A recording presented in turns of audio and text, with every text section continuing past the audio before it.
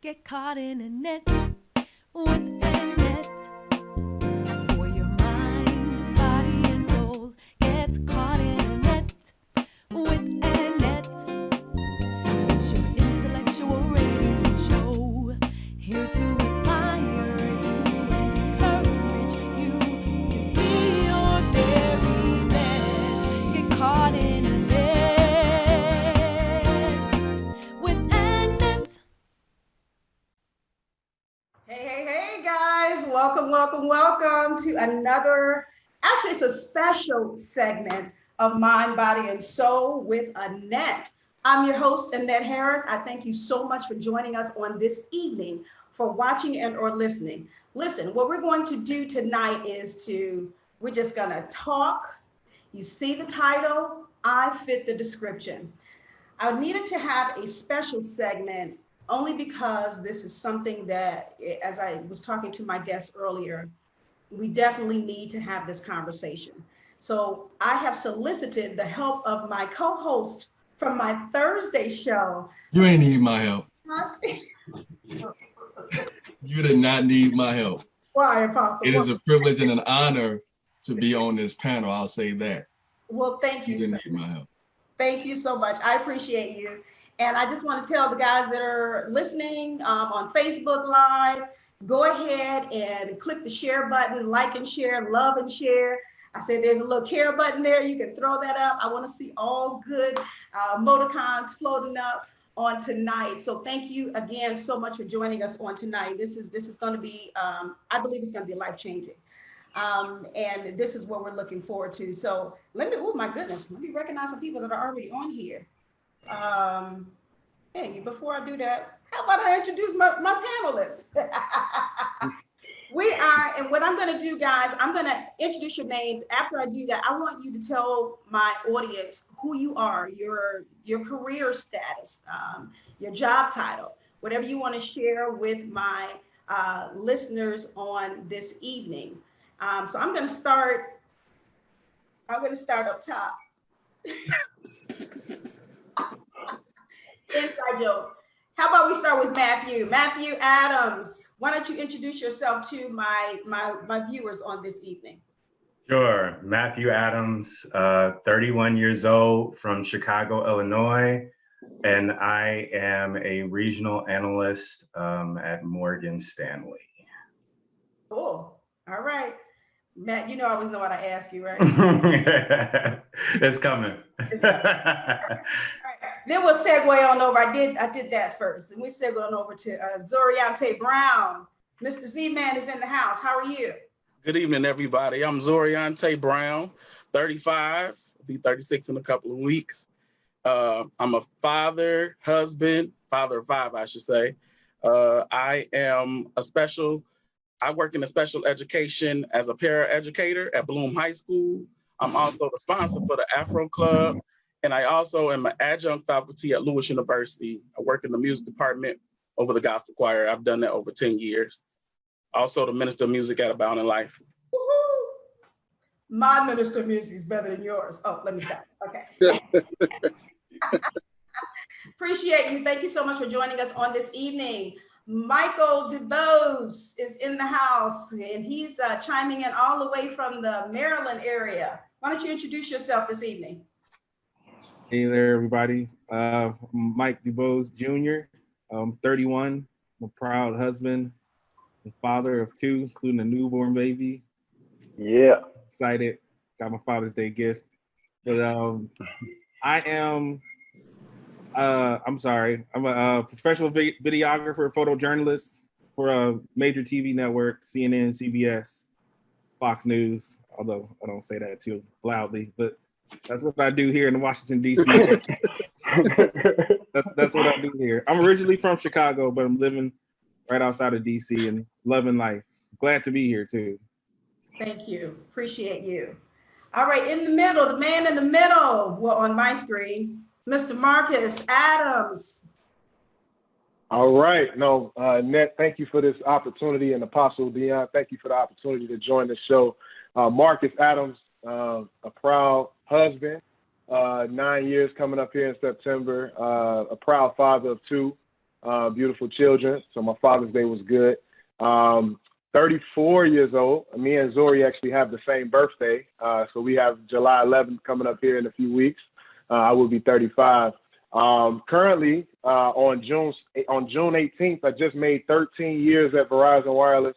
I am the area business manager for the south side of Chicago, all the way down to the Kankakee area. So still trudging along over here in Verizon land. So should be good. Right, all right, Verizon in the house. Yes, yes, yes. I have down at the bottom, let's see, Coach Corn is on with us. And we just see his screen go. Hey, Coach Corn, how are you this evening? Hey guys. How's it going, everybody? Certainly appreciate this opportunity. Just a wonderful panel of gentlemen. I'm Cornelius Crossley. I am a high school support staff student teacher at the Rich Township District. I'm in the suburb of Illinois. Also a married father of 3 boys. So pretty crazy in my house. That's why I'm outside. So, but other than that, looking forward to discussing some great topics with young man. Coach of a high school, Rich Township, head basketball coach. So go Rich Township. Looking forward to being with those guys pretty soon. So that's it. Wonderful. Thank you, sir. And last but not least on this, because we have someone else coming in, but we have Mr. Mathais Adams in the house. Would you want to introduce yourself to everyone?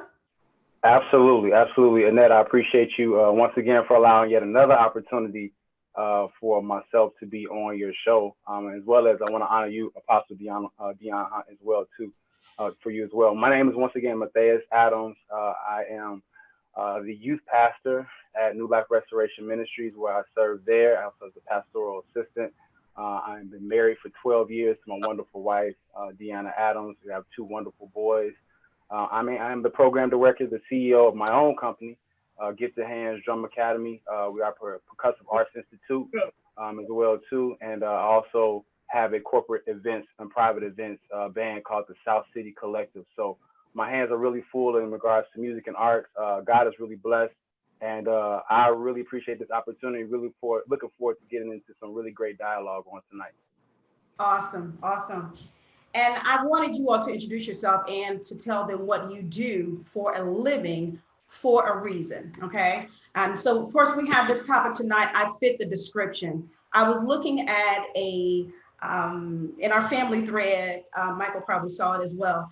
My sister shared an article, and I can't recall the young man's name right now. It's in my face, but he talked about a situation where he was actually on his way to work. And we've seen this, but this particular one just grabbed my attention. We've seen this, different ones experiencing this situation. He was on his way to work and he was stopped. He got out of his car to go across the street and to get him something to eat before he went to work.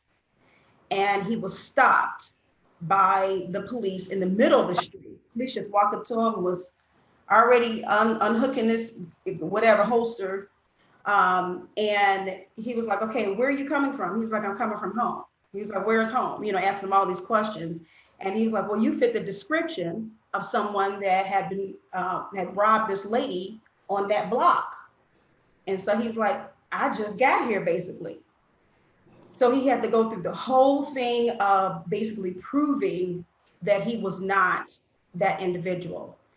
And one thing that caught my attention about that story was as he was talking to the cops, as they were bringing the woman to him, because one thing he did say he was not going to do, he was not going to get in the police car and go, because they were saying, come with me so we can see if they can identify. He was like, no, I'm not going with you. Can't you just bring her here? Well, I'm glad he did that, because he was saying in his mind, he wasn't going to make it out. He's like, I'm not going to live if I get in this police car.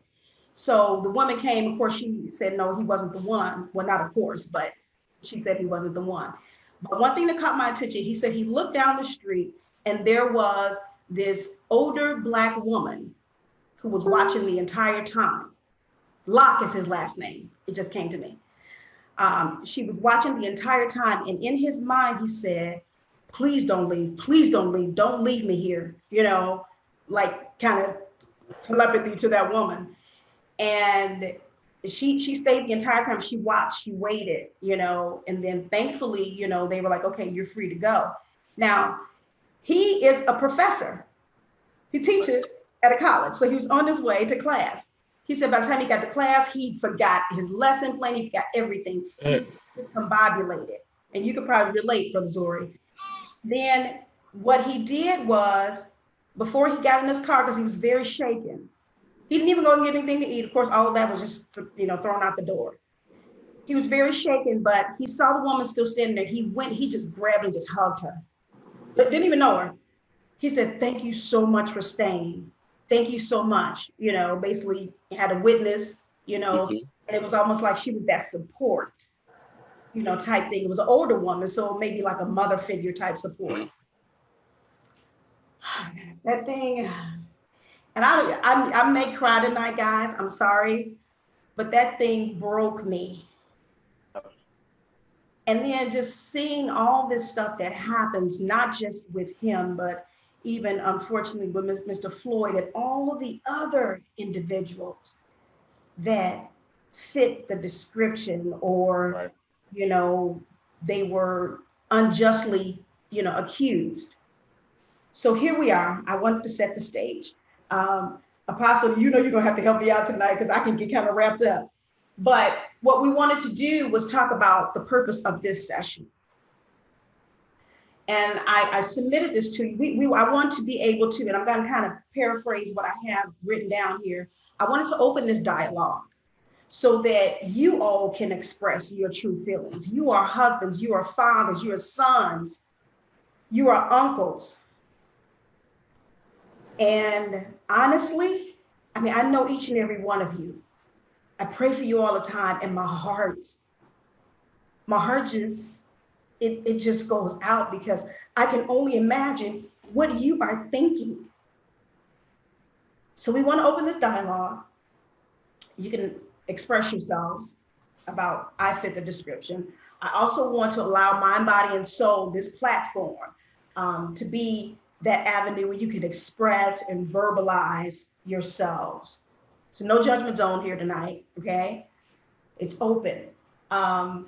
Because I want to know how this affects you physically, mentally, spiritually, okay? And then also, I want to try and find some ways. With my Mind, Body, and Soul, many of you watch my show, my attempt is always to find a resolve. I don't want to just leave you there. You know what I mean? Right. And so maybe we can come up with some things, and maybe you've already been thinking some things, and maybe you've already been doing some things to kind of change this ugly, nasty, racist narrative that has been dealt to us. Okay, I'm sorry.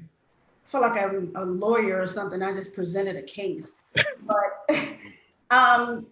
somebody jump in real quick from what I just said. Give me some thoughts. I see your mind going, your thoughts going.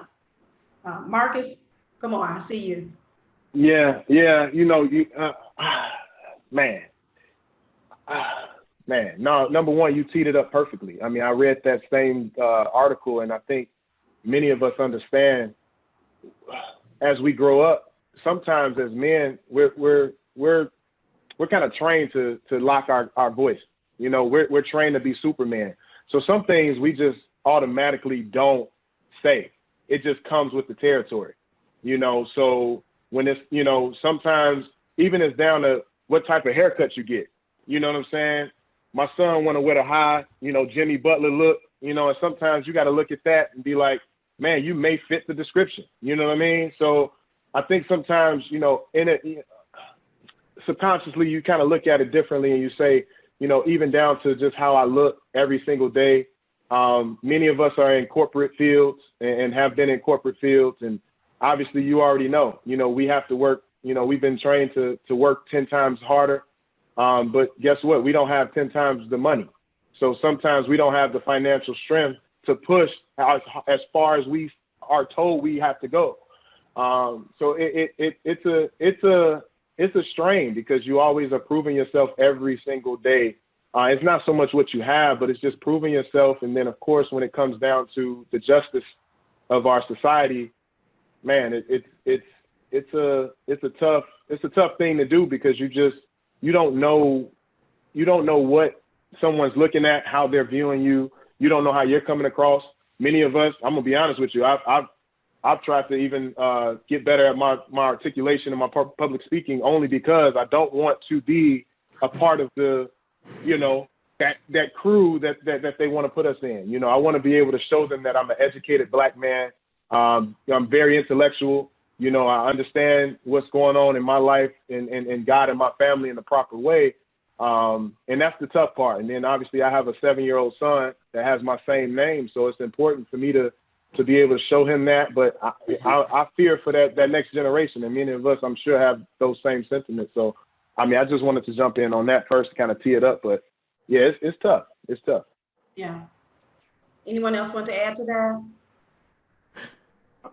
I would say every day it's a journey to really try to change the narrative for especially us millennial Black men. I think a lot of times, you kind of go throughout each day and you're just like, you already have a chip on your shoulder, but it's like, just for yourself, because you try to challenge yourself. You try to make sure that you're a better man. You try to make sure you're a better provider for your family, better husband, better father.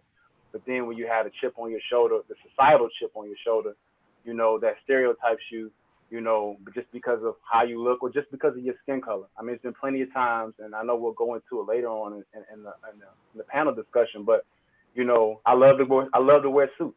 I can see the obvious treatment versus if I'm wearing, just like right now, a baseball cap and a t-shirt. And I would say, and I've seen,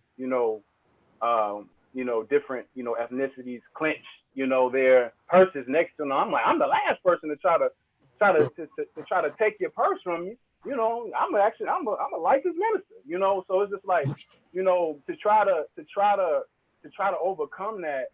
And then you can't sell yourself to that person right there. You have to literally just be like, it's like it's nothing you can do. That person is judging you just because of your skin color or just what you may have on. Or it's definitely a narrative that for me, when I get the opportunity to exchange and have dialogue with somebody that may want to try to understand, the plight of the Black man, then I try to educate them as much as I can, because just to try to get them some understanding, get them some information, just so they can try to help them change the narrative that they may have for us. So tonight is gonna be powerful. I already know it is. And I hope the listeners are really gonna pull away some really good nuggets from what we're gonna be talking about tonight.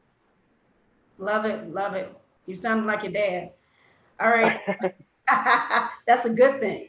Did you guys, anyone else want to chime in before we move on? Yeah, I will. Okay. I was listening to Mathais talking about just the need to sell yourself.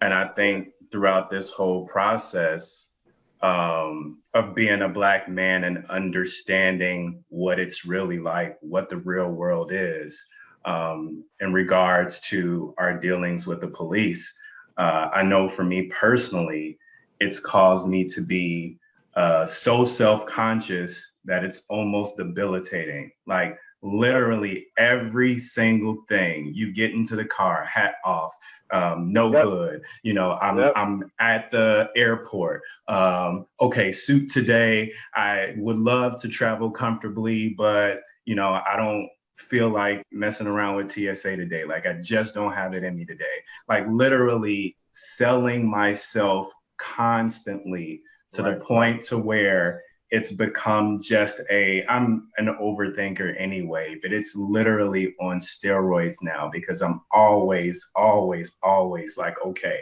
how am I going to be perceived? What is my perception? What am I giving off? And in a spiritual way, it's not wrong. Of course, I want to be a representative of Christ and I want to represent myself well. But I can't even be comfortable most times because I'm constantly trying to represent myself so that I can live. Said a mouthful right there. And then, hey, real quick, piggyback off of that.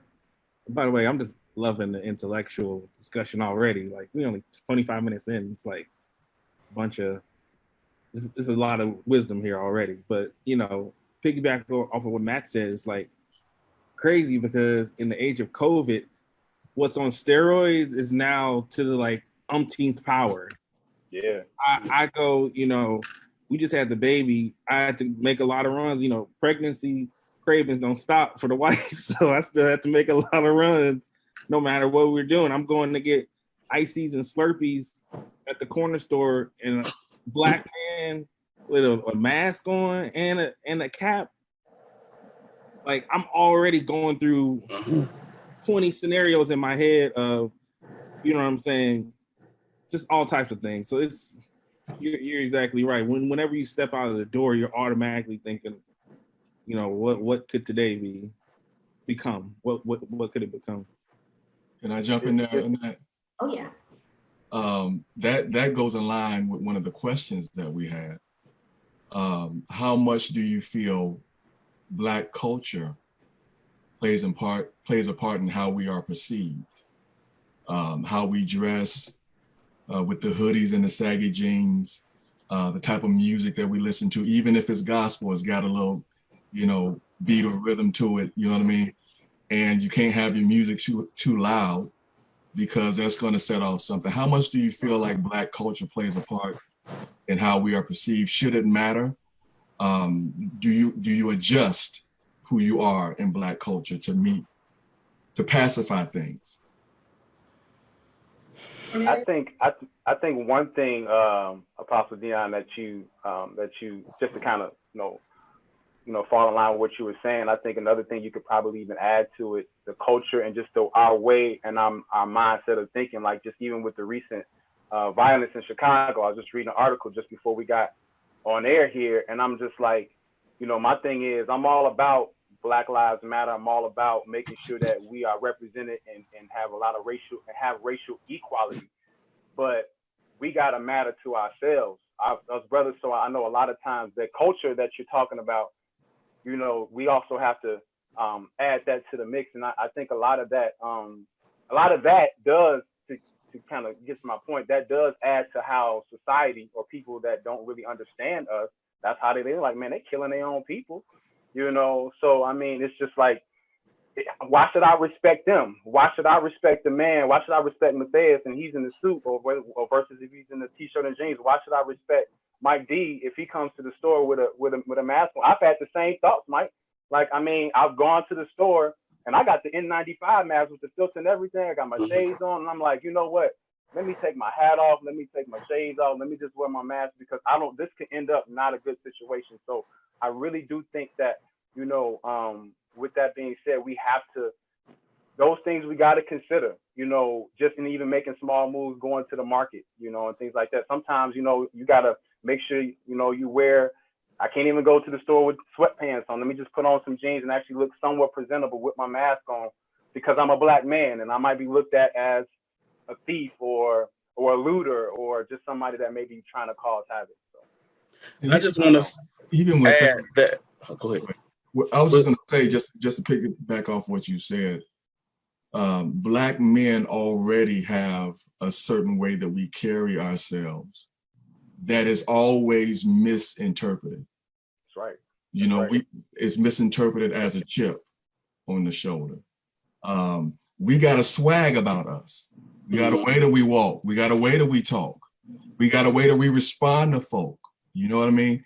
And it doesn't mean that we're angry or that we have an attitude, but for those of us who don't know us or who have no idea what it means to be a part of our culture, it can be misinterpreted as, oh, you know, attitude or distance, or, you know what I mean? And so there's a lot of ways where we find ourselves kind of tempering ourselves just to live, just like you said. Wow. Zori, were you going to say something? Yeah, if I could just add, first, I think I'm grateful for this type of platform because it allows us to have dialect and have conversations that a lot of people don't get. And a lot of times social media alone in this season is not enough, because it's so many different opinions And if somebody's thinking this way because you may admire them, you thinking like them. And that's not how it should be. But pertaining to the Black culture, I think it's important to educate, to properly educate. There's a lot of things that I still have to learn so I can be able to share with my son, with my children. And I'm grateful for the opportunity at my school. As I mentioned, I'm the sponsor of Afro Club. So it was just ironic that when we were looking for like t-shirt designs early in the year and a theme to kind of drive along the school year, it was respect the culture. And that can be applied to us respecting each other and our differences, because every Black person is not the same. Every Black person doesn't listen to R&B and hip hop. Every Black person doesn't dress the same. And so it's important for us to understand that first, because we have to make sure that message is clear to everybody else, to other races, people who don't understand that. Otherwise, they will stereotype. And then from being in the classroom, sometimes I do see where there's different teachers who will automatically categorize. And I'm seeing that really hurt our young Black youth, because they may not have that parents in their home. They may not have that guidance. So when I see different things, I try to remind them, hey, pull up your pants. You know, it's just important to carry yourself a certain way, and even how you respond. For me, I'm still learning on how to respond to different situations in a positive manner, you know, in a Christian manner, and carry myself a certain way. So I think most importantly, just to educate, as we educate ourselves, make sure we take time to educate and mentor others. I love that. I heard understand who you are first. And I think a lot of times we miss that. Right. Miss it. But that was a perfect point. Thank you for bringing that out. Cornelius, I want to hear from you. Wow, I was kind of enjoying everybody else's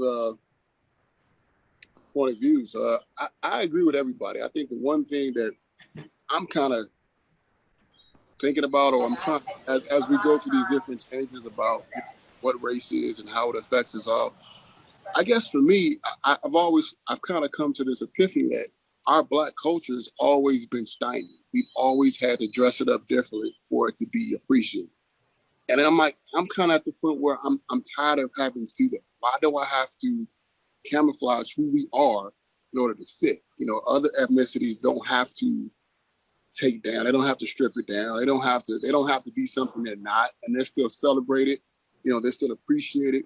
And it's like, you know, I agree that, you know, we all have to wear suits and, you know, we have to do these different things, but they don't necessarily negate the violence against us. You know, that's not necessarily a buffer to say, hey, well, because this Black person has a suit on and they carry themselves a certain way, they won't be messed with. And I think for me, I'm just of the mindset, I'm like, okay, well, our genesis has been so traumatic.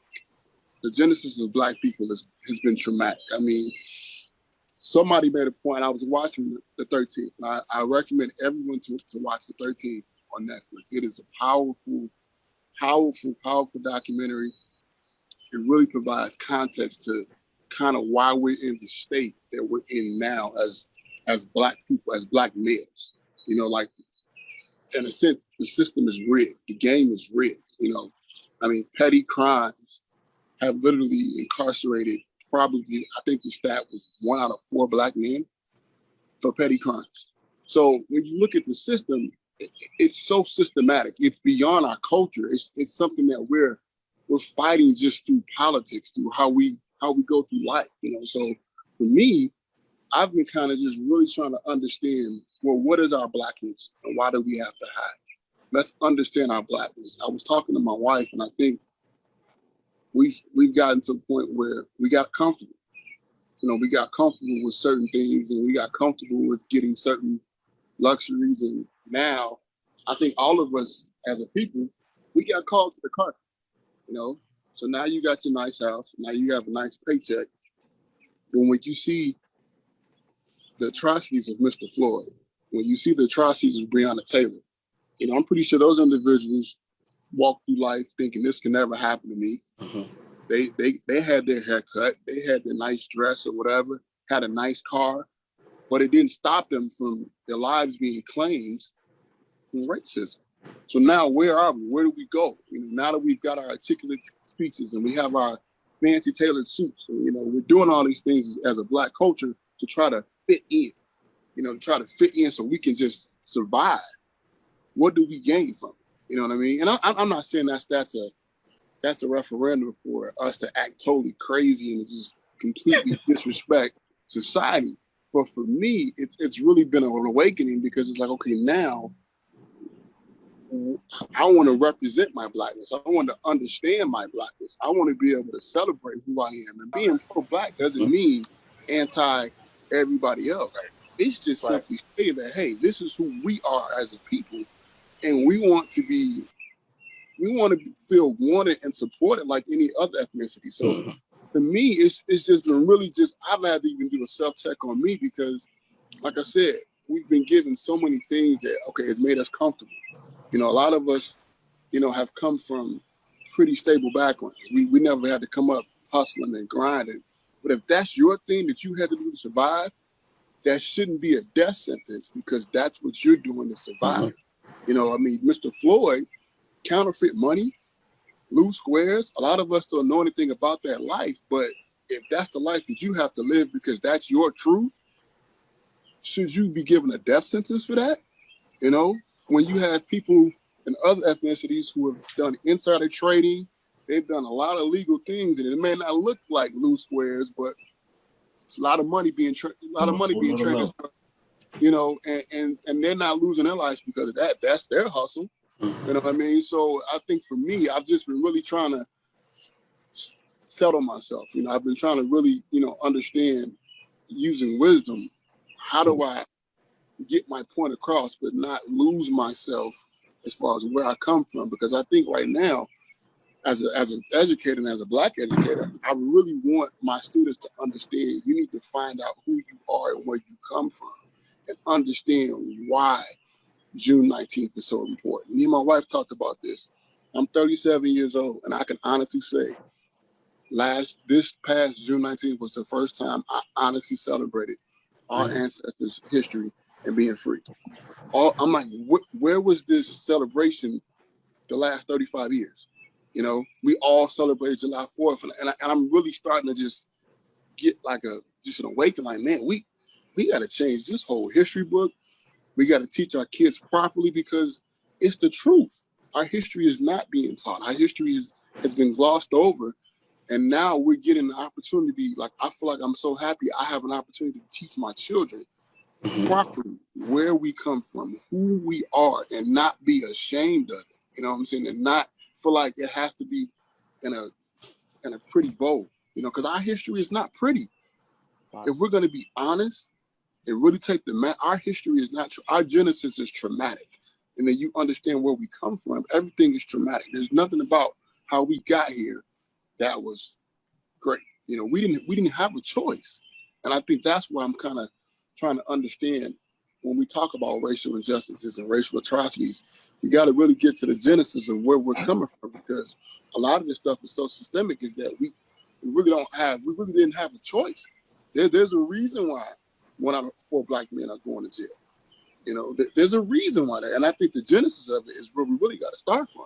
And when you understand why, even the genesis of the police, when you really understand why how the police were formed, then you really can get an idea of why we're kind of, this is beyond critical. We're kind of just really trying to understand where we're coming from. But that's just my 2 cents. Just really trying to be reflective and understanding of the genesis of who we are as a people.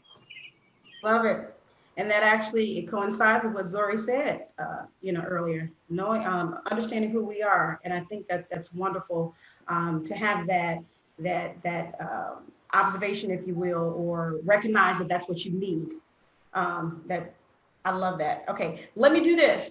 I see a lot of you guys that have joined us since we started.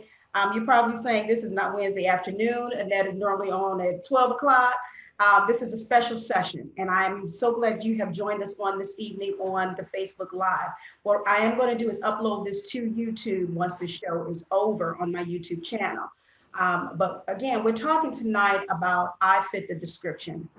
And as you can see, I have a panel of handsome Black men, and they are all colors, and some have hats on, some don't. Because if you see the different ones, you have your caps on. If you were to go out, like you are now, you know what I mean? Someone may say, oh, he fits the description. He had on a red Chicago Bulls cap or White Sox cap. What you do with that White Sox cap on? I'm just kidding. I'm really kidding. I'm not even for Cubs or White Sox. But anyway, real quick, let me also, there was another panelist that joined us on this live.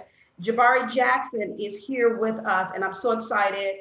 And so some of you will know, I'm related to the majority of these people that are on here. And Jabari is my little brother, so I'm still related to him as well.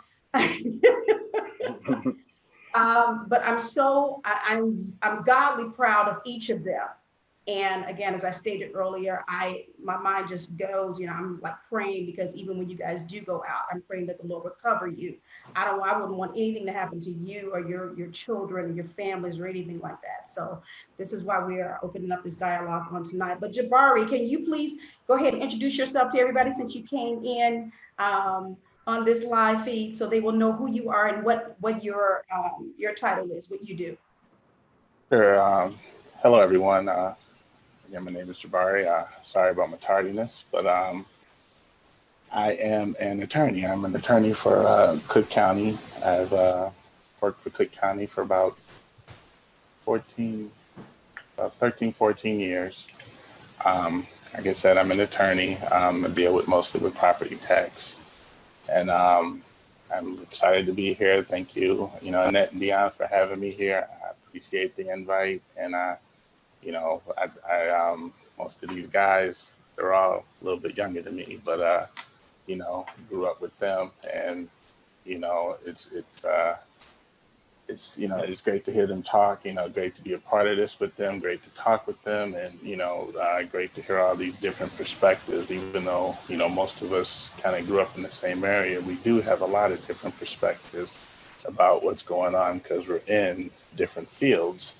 We all have different walks of life, even though we may come together, like on Sundays or different times or things like that. But, it's important, to listen to everyone, and, everyone has a story to tell. And, while the outside may view all of us as the same and group our stories together as the same, we do have different stories, and and I think that's important to know, and I think that's important for people to realize. So again, thank you for having me here. And like I said, I was listening, before I was able to log on here. So, hopefully I can hit the ground running here and step in when I need to.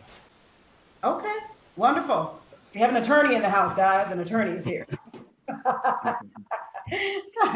Well, this is good. Wide range of careers here. Let me recognize real quick before, and Apostle, I'm going to throw it to you to do some more questions. I'm going to recognize some individuals that are here. Karen Peterson, Demetria Brand Triplet, Jasmine Jones, Miss D is on, Deanna Adams, wonder who she's watching. Buddy Gill is on, Faith Adams, wonder who she's watching. Moni Love, Sue is on, Cheryl, we appreciate you. Janetta Franklin, let's see here, I'm having comments as well. Milton Thomas, Prophetess Rolanda, we see you on, we appreciate you. And if you guys did not get a chance to do so, click that share button. I always say it costs you nothing. I promise you, you don't have to pay for it. Just click the share button, throw up some hearts, throw up some thumbs up, and we would appreciate you on tonight. Demetrius Hunt, I see you. Minister Andrew, we see you. Thank you for watching on tonight. Deanna says, wow, we have had the haircut discussion in our home, and looks like she was going to continue. Oh, about our boys as well. So yeah, I get that. We were talking about haircuts earlier. Let's see, another comment. I detest the phrase, you fit the description, because it unjustly gives an out to officers harassing our Black men? Yeah. I see a lot of heads shaking up and down saying, yeah. Prophetess Rolanda said, I just saw a commercial last night with a gentleman and his young son going about their daily lives, shopping, swimming, etc., being judged for his dress as well as his color.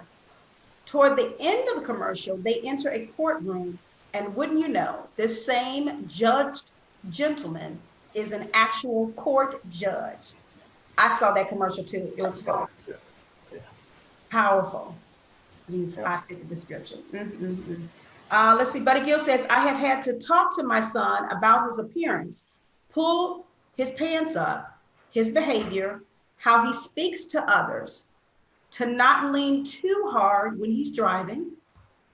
Then I'm wondering, why can't we just be free to be who we are? We're already good men. Let me stick a pin in that real quick, because I'm not a father, I'm not a parent, but those are my exact thoughts. Yeah, you talk to them about it, you tell them, you instruct them, and okay, can do it this way, don't go too far to the left, or whatever, kind of straighten up a little bit. But then you're like, why do I have to go through all of that? Does anybody else feel like that? Why? Can be exhausting.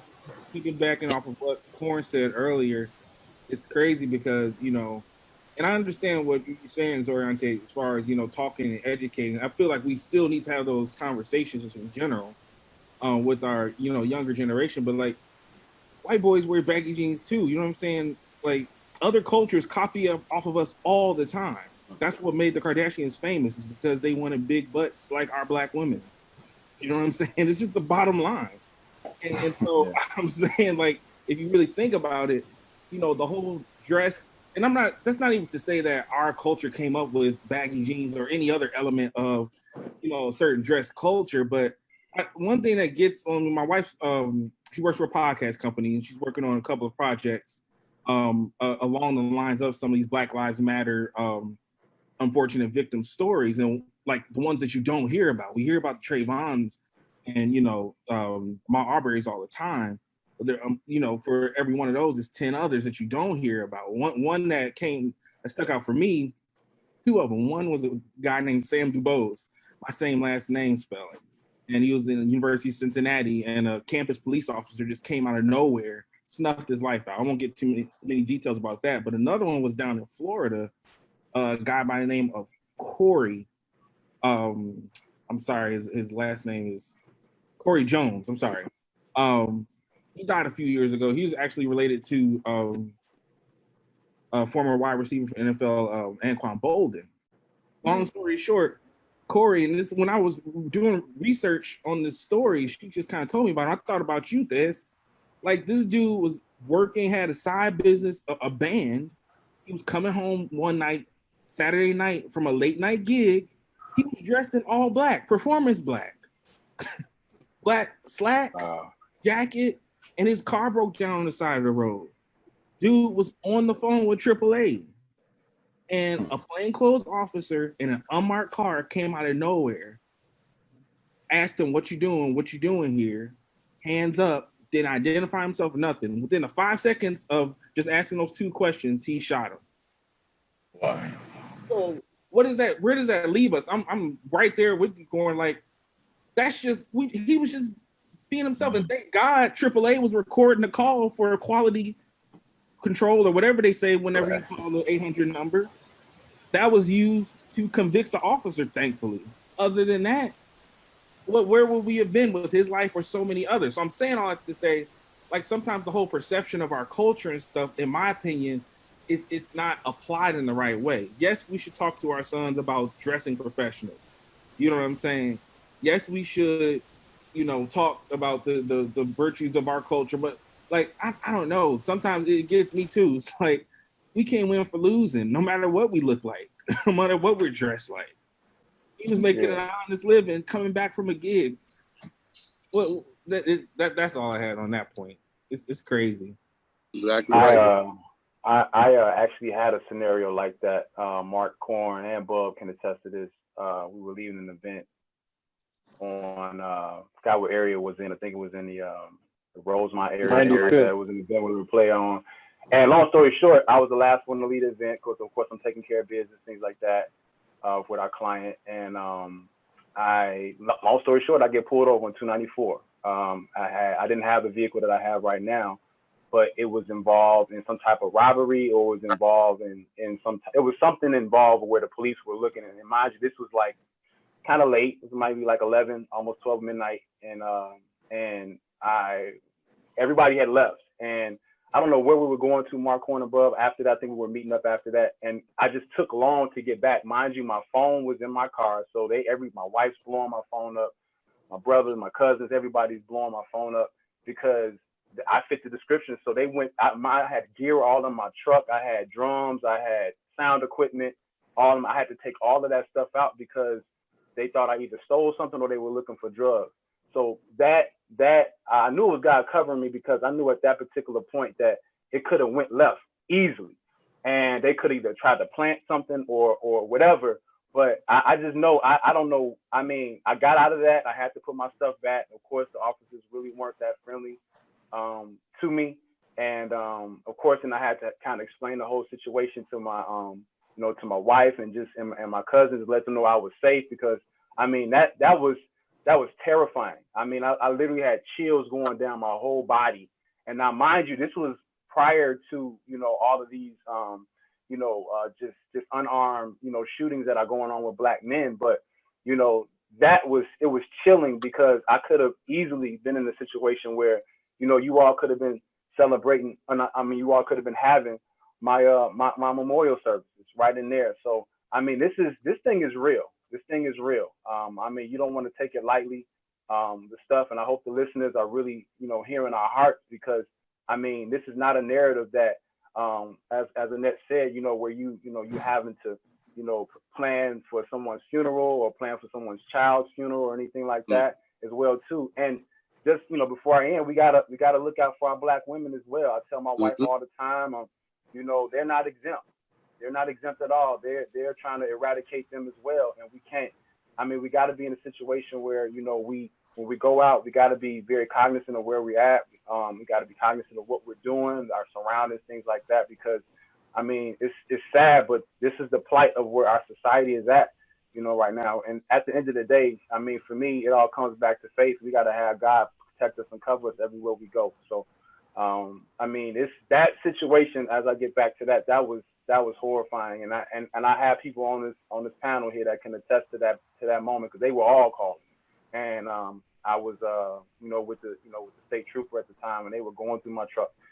And I didn't know how that was going to end, but it ended with me alive, and that's the greatest thing. I think my fear is for those who don't know how, I guess there's no proper way to respond, but for our youth or people who don't know how to respond if they're in situations where the police pulls them over, or if they're walking and the police just stops. A lot of the youth I work with, my fear is a lot of times they have to explain, and they want to, sometimes are resistant, that my fear is they would not know how to respond and the police would harm them. And there's somebody else that's now a statistic. They could have really been innocent. They could have been innocent, as we see in a lot of the narratives, a lot of the stories, but they just may not have known how to respond. The goal for our young people, and I think we need to explain to them, is the goal is to come home. Right. Your goal is to get home safe to your family. And I'm not saying that you got to tap dance and you got to do all these crazy things and act like, whatever. But to the best of your ability, comply and come home. And if we need to, call a lawyer or press charges, concerning something else, we'll do that after the fact. But it's too volatile right now. It's way too volatile. Just to piggyback, you guys, y'all are on point. Oh my God. Fitting the description, because this kind of segues into the question that I was going to ask. What do they mean by fitting the description? They go, okay, so race, he's Black. He looks like he's 25 to 30, so age. This is what he was wearing, dress. He's about this height or this weight. Then what direction was he running in or going in? And then how were they acting? So this is all fitting the description. But I don't know about you, I've gotten pulled over and questioned in a baseball cap and sweats, and I've gotten pulled over and questioned in a suit, knotted up. Didn't matter what I had on. I have seen situations where the person that they pulled over and were questioning, where they said they fit the description, they didn't even have on what the other person had on. So what is the real description that they're honing in on, and then everything else is secondary? This here, black. Yep. So my question is, how does it feel being young Black men, professional men, intelligent men, to know that your skin color is seen as a threat, and that you are, in many people's eyes, guilty until proven innocent? I think sometimes I'm 6'4", 250 pounds, and I'm a Black man. So I'm already usually towering over people, and I'm already kind of making them uneasy. So I think, to your point, Apostle Deon, is like sometimes you kind of, to Corn's point, you kind of put on this camouflage of, let me kind of hold back, let me kind of sit back because I don't want to intimidate anybody, So it's the way I feel is that we should not have to Cornelius's point. I'm sorry, I call him Corn.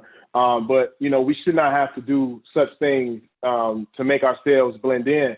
I think about what you just said. Us being Black men is powerful enough.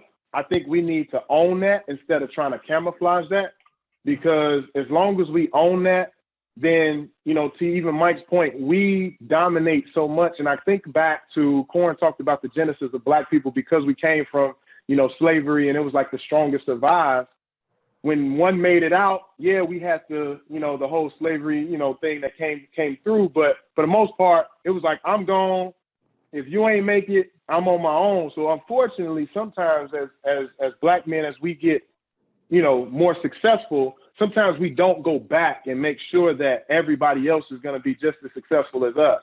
When you think about what our kids have to go through, and I love Annette talked about, let's talk about the solutions, not just the problem, but I think it comes back to that. Sometimes other cultures, they get to a point where they'll sleep it'll be 8 of them in the house until they all figure it out, and then they'll branch out where, we're going to go get a house that we can't afford. So I think it's to that point where, how can we come together as a culture and say we are dominant? We can come together and move mountains if we can. And that's because of who we are. So if we can get back to that trueness of who we really are, we don't have to keep putting that camouflage on, because to your point, Apostle, we are who we are. When I should walk, sometimes I kind of diminish my quality sometimes when I walk into a room and try to blend in with everybody else. No, stand tall, put your chest out. I know who I am. I know I'm a Black man. I know I'm powerful, I'm dominant. And hey, if you don't like it, guess what? I'm usually the only person of my color in the room. So I'm going to get the attention. So you know what? Let me take advantage of that. Let me get the promotion that I want. Let me talk to the people that I need to talk to. Because when they go home, they're going to remember me over all the other colors that were in there, because I'm the only person they're going to remember. Do you remember that tall Black guy, 6'4", Marcus? He had a good smile on him. He carried himself right. That's how it should be. We should own how great we are as men, because when we walk in that room, we're going to be the ones that they remember. It ain't going to be the other way around. We don't have to diminish ourselves to fit the description of being different, and then we will make that change. Ooh, I think I can close the show now. Yeah. Because I was about to ask you, how do you own it? But you answered it all in that response. Mm-hmm. And that's perfect. I love it. Right. Can I throw a curveball though? Right. Go ahead. Because Man, that was good. You got a little preacher in you. But anyway, you know, there's a psychological effect that as minorities, the psychological effect of being a minority, of being not a part of the status quo. It affects us in so many ways. And one of the positive ways that it has done, affected us, is put us on a search for our true selves. I heard some of you guys talking about our true selves, finding our identity, and wearing that identity. But now the government, and we talked about this months ago, Annette, the government has labeled those, somebody else mentioned, you know, any other ethnicity, they can have racial pride. They can wear their racial pride on their chest, on their shoulders, and everybody applauds it. But the government has labeled people who are extremely proud of their Black African American heritage as Black identity extremists. There's a term out there called Black identity extremists, and they're trying to label it as a terrorist group. That if you exemplify too much pride concerning who you are and where you came from, if you voice that, if you stand up for it, if you organize the marches, if you organize the protests, they're looking at you as an extremist group, and they're trying to silence us. So how do we navigate, you know, what is the answer to that? You know, what's the answer to that? Anybody? Well, if I can, you know, that's something that has gone on in this country for a long time. Like you think back to, you know, like the Black Panthers and, you know, maybe even like SNCC, you know, those organizations back in the 60s where, you know, they were there for the empowerment and the buildup of Black people. But, you know, the government or the FBI, you know, we've all seen the stories about it, COINTELPRO and all that. You know, they tried to label them as extremist groups, and, you know, they infiltrate, and, you know, they started to make them seem radicalized when, you know, in reality, that's not how they were. So, you know, like you say, that's been something that's been going on for years. And, you know, unfortunately, the government has been very good at doing that. I think now, you know, and like with the Black Lives Matter movement, they tried, or they're trying to do the same thing here. But I think, you know, because of a couple of the greatest inventions that have ever been made, being social media and the cell phone, you know, it's harder to do that, and it's harder to keep information from us, you know, than how it was prior, you know, back in the day, or prior to today. So it's, you know, it's almost as if they have to come up with a different technique now to kind of fight against that, or to, you know, combat against that. And, you know, that's something that we have to be careful about. That's something we have to look for and be cognizant of. But, you know, most of the time it's trying to divide us from within. And, you know, and that's how you have organizations fall, or organizations ultimately fail. So, you know, I just think on us, it's just important that we stick together, that we, you know, stay together. Nobody's going to have all the same opinions. You know, all of us here, we're like-minded guys and people, but we don't all have the same opinions about the same thing. But of course, that doesn't mean that we all can't work together. And, you know, that's just how it is out there. You know, we just have to make sure that we are sticking together, and that we are, you know, keeping our eyes on the ultimate goal and the ultimate prize, and which is, you know, trying to affect big change in this country. Thank you, Jabari, because I was getting ready to call on you because I wanted to hear from you. you're in Jabari, you're in a position as a lawyer. Um, I want to hear from you how, well, first of all, maybe you can tell me if you've ever experienced any of the racial profiling, and then how to kind of piggybacking off of what you just talked about, if we would realize ourselves, basically who we are and what we have. As a lawyer, how do you do that? How would you do that? Well, I think it's funny. Marcus was talking about, his size, and we're the same size. I'm 6'4" too, and I got a few more pounds on me than you do. but when I'm in my 40s now, but when I was in my 20s, every time, like when I used to travel a lot for the job that I worked at, or even just when traveling.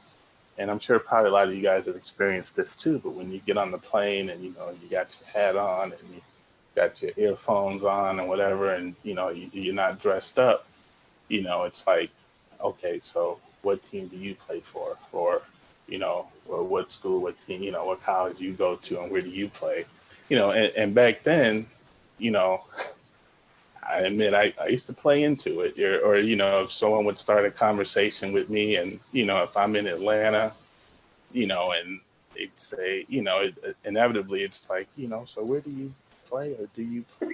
If I'm in Atlanta, then I would pick a school like Oregon State or something, way over on the other side. Yeah, I'm number 49 on Oregon State. I would do that, or if I'm on this side of the country, just stuff like that to play around. But it's playing into stereotypes, and and so in that sense you'd have fun with it. But when I got to law school, you get it's kind of like people are looking at you like you don't belong here, and or why are you here? Or it's like you got to prove yourself to being here. And I'll tell you, kind of dating myself, but my first year of law school was the year of the OJ trial, and and the OJ verdict and all that came down. Like I said, my first couple months in law school, and it was when you would be in class, inevitably, especially like a criminal law class or something, inevitably the discussion would come to that.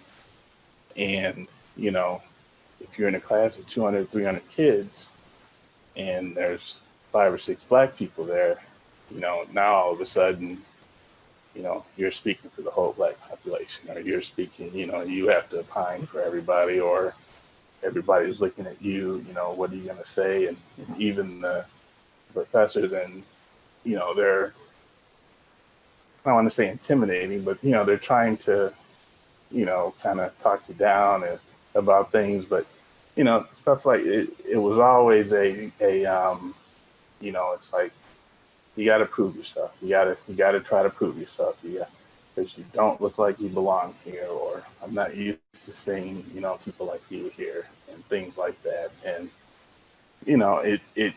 I admit it took me a while, even after I finished law school and, was just kind of in my career, it kind of took me a while to where it's like, I belong here because I proved myself to belong here, now do you belong here, and, but it, I mean, it's tough that, it's unfortunate that, in addition to doing your job and, trying to handle the demands of your job, that's an extra layer that you got to deal with, and you got to handle, and, you got to, kind of navigate as well, and also, dealing with just kind of other stereotypes, about the black man, and, how they are with, women, or, just, you have to comport yourself, direct, or, you got to be careful what you say around women, and be careful what you say, just period, really. But, just it's very, the most innocent things, because of who you are, or how you're saying it, or what you're perceived to be, can be taken the wrong way, and you're not going to get the benefit of the doubt. So it's like that extra 2 or 3 games you have to play in addition to just trying to do your job, and just trying to do your job well, and over time, I guess, you learn how to deal with it, you learn how to navigate it, and you learn, how to, handle yourself, like for the longest time, like I didn't want to go out with my coworkers, like after work, or just, being in a social setting with them, things like that. I'd rather come home and hang out with my friends, because even when you're in those social settings, you still have to be on, you still gotta, it's almost like putting on a different, a mask or whatever, because, you can't fully let yourself go, because just based on how they see you or what they think about you, you can be perceived a different way. If I go out there and, I'm not a drinker, but if I was to go out there and get, drunk and an episode happened, that could taint me. But if my coworker, who was white, did the same thing, that might raise his reputation. I mean, it's just things like that. And it's, you just have to be careful. Like those kind of things, you spend as much time and energy navigating that as you do, your workload. And it can be exhausting, it can be exhausting. But, I think, over time, you kind of learn how to deal with it. You learn how to handle the stress. Sometimes you turn the stress into your advantage, like what Marcus was saying. And I love that he said that, it's like, yeah, you look at me, I'm 6'4", you all are going to see me, you're going to remember me, and I'm going to make sure that you remember me, and that's a wonderful and powerful thing. But it's like, the sooner, the quicker that you can do that, the better off that you are. But, a lot of it too is just, in this world, I think that people, the other races, they're really very ignorant of who we are and who we can be, the different types of people we can be. For the most part, what they see, like when I was, growing up in my 20s, the most famous Black people, African Americans, it was Michael Jordan, Michael Jackson, and Oprah Winfrey, and which, it's basically your entertainers or your sports stars, and that's who they see of you, when they see you or people that look like you, that's who they see. And in their daily lives, unless they're working with someone, they don't come into contact, with, just regular Zorri or Matthew, or, but they don't come into contact with us in their normal lives, for the most part. So their perceptions of us are Michael Jordan or Michael Jackson, or, the person who was arrested for shoplifting, or the drug dealer in the movies and all that kind of stuff. So it's those two, extremes. Mm-hmm. So, and obviously most of us aren't Michael Jordan or Michael Jackson. So what does that leave? So it's like that's where they're coming at you. And I know, Mathais was talking about the policemen and, the corn, when they're approaching our vehicles, that's who they're seeing. If it's Michael Jordan, then they're going to ask me for my autograph and blah, blah, blah. But if it's not, then, automatically, they're in a defensive posture, defensive position. You make one slight wrong move and, you have what we have. And it's so it, I think a lot of what goes on And, you know, especially in a city like Chicago, you know, a lot of what goes on is, you know, it's ignorance of other cultures, of other races. You know, this city, if you look at the history of our city, this city, it's extremely segregated, and it was, you know, it was done that way on purpose, really. You know, where they wanted blacks to live, and you know, where they didn't want us to live. You know, it was done that way on purpose. The way the highway system was structured, all that stuff was done that way for a reason, and it was, you know, to segregate us, and it contributes to years and years of ignorance, you know, and you know what you have now is a manifestation of that. But you know, I think, you know, just a lot of issues is just, it just stems from, you know, just ignorance of our culture, ignorance of other cultures. Of course, we're forced to learn and study other cultures because that's what's in this country that we're at now. You know, we do that, but they're not necessarily forced to learn and, you know, discover our culture, you know, unless it's Black History Month or, you know, Martin Luther King Day or something like that. But so, you know, I think once we can break some of those walls of ignorance down, you know, and, you know, you just start learning once, well, not us, but once they can start learning more and more, you know, about us, about who we are, you know, the kind of people we are, I think things of that sort, you know, some of this stuff may change, but, you know, Yeah. I don't think that's going to happen overnight, though. True. If I could say one thing, because Apostle Deon and man, Jabari, man, you said a lot of good stuff in there and a lot of what you said is in alignment with how I'm thinking as well. I've been reading a lot of articles in there. I believe there's some referendums going in place in regards to the education system. I think this is one way that will provide healing, Apostle Deon, is having these things taught in the classroom. The real narrative and the real plight of the African Americans, of African Americans, and how we've been enslaved, how we've come over here, how we actually had kingdoms and things like that before we actually came over to the United States, and understand that we had intellectual human beings, and a lot of the ancient artifacts and things like that, African Americans built those. So I think, because Jabari, man, you said something that really hit home with me was, and it's not ignorance in a bad way. I think ignorance is they just don't know. Right. They don't know. They don't even know some of the 19th and 20th century inventors, African American inventors, that have literally changed the game. You know, from the washing machine to the dryer to the traffic light. You know, to even making peanut butter. Like, it's so many African American inventors that a lot of, you know, that other ethnicities and races just don't know about.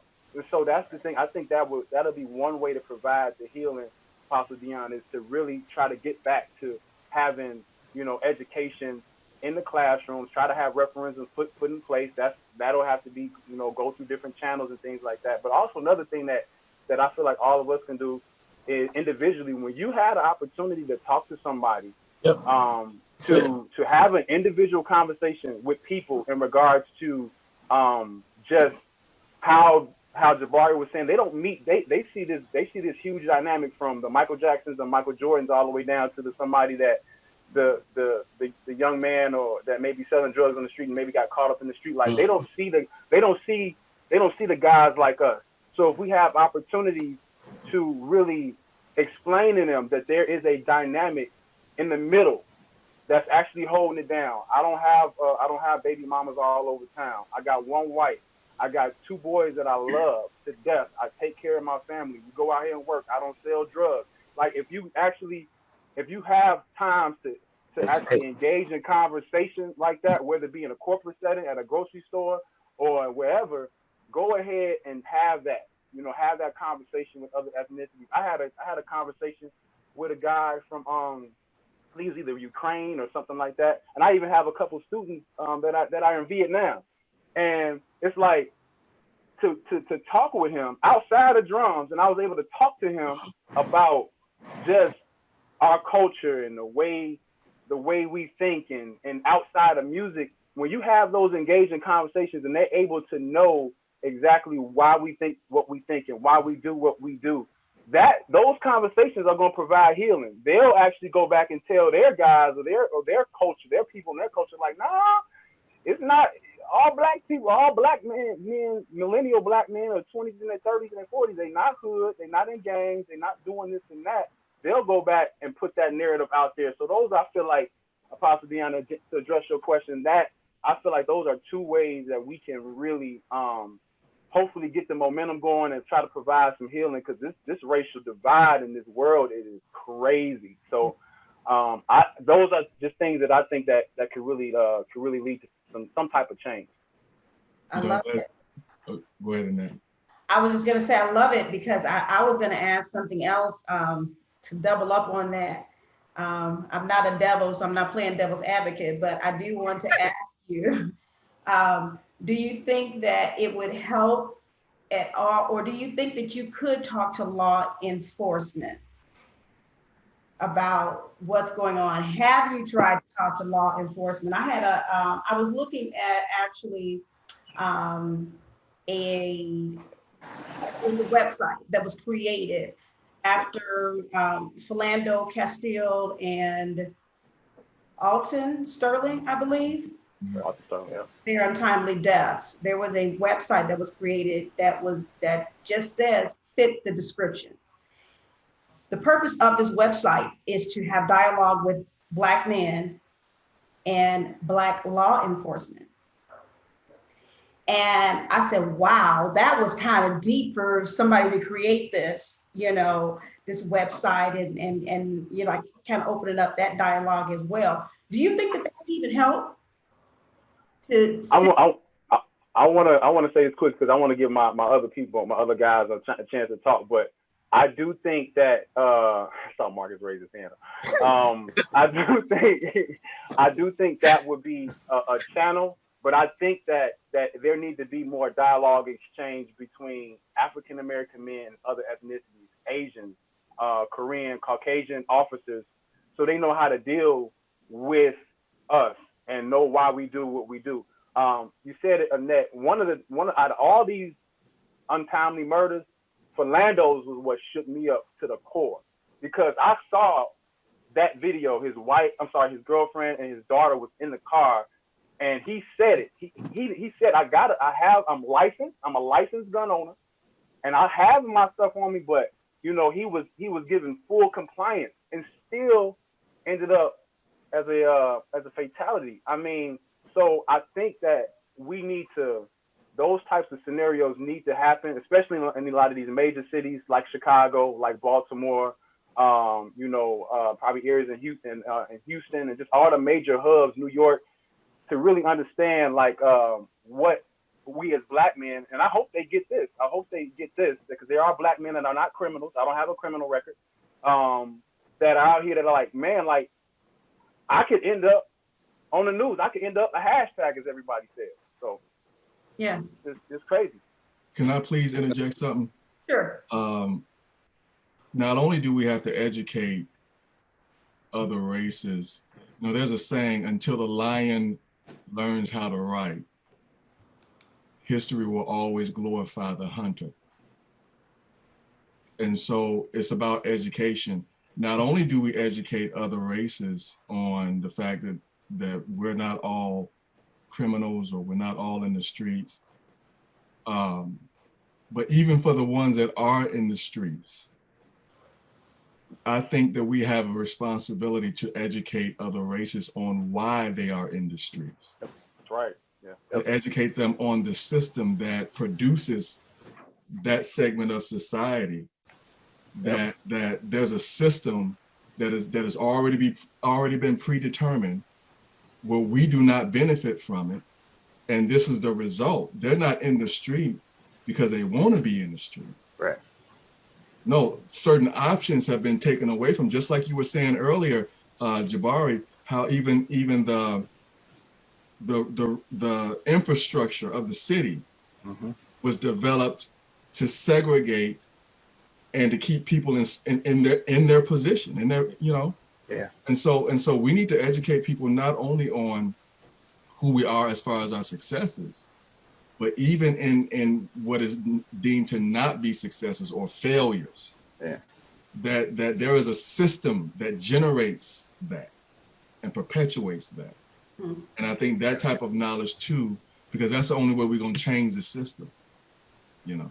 I think that gets into like, you know, poverty and just, you know, the ongoing perpetuation of poverty and, you know, not being able to get out of that cycle or not that you can't get out of it, but, you know, it's hard. It's you know, the hurdles that you have to jump through to get out of it. Even the most well-meaning people, you know, sometimes life happens and you just can't get out of it. But, you know, that cycle leads to desperation. And, you know, Right. I am in no way condoning looting and things of that sort. But, you know, when you have that cycle and there comes an opportunity to, I guess, get some free stuff or something, you know, you take it. Like I said, I'm in no way condoning that, but, you know, it's not so much, you know, everybody's like, well, look at the looters, look at what they're doing. They're tearing up the,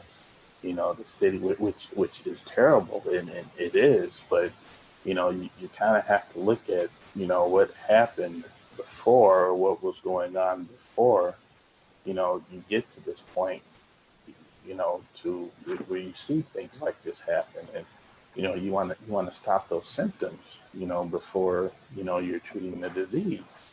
And it, you know, it's, you know, that's where real change, at least to me, that's where real change is going to come in when, you know, you see people actively trying to treat the symptoms or you know, help us break the cycle of poverty, you know, help us, you know, get better housing, you know, like you said, education, you know, get better education.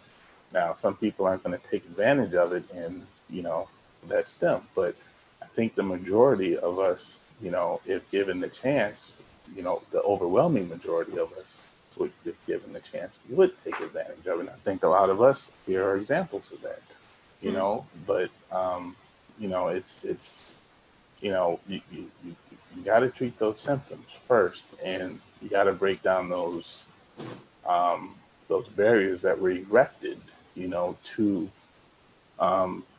you know, erected in front of us, you know, to kind of to start and perpetuate that cycle if, you know, we're going to make change. Okay. Well, thank you. You guys, I know a lot of you kind of want to jump in, and I'm gonna call on Corn, but when you want to jump in, throw up your little hand signal in your little box. You know, I don't want to miss anybody. I really don't. Cornelius.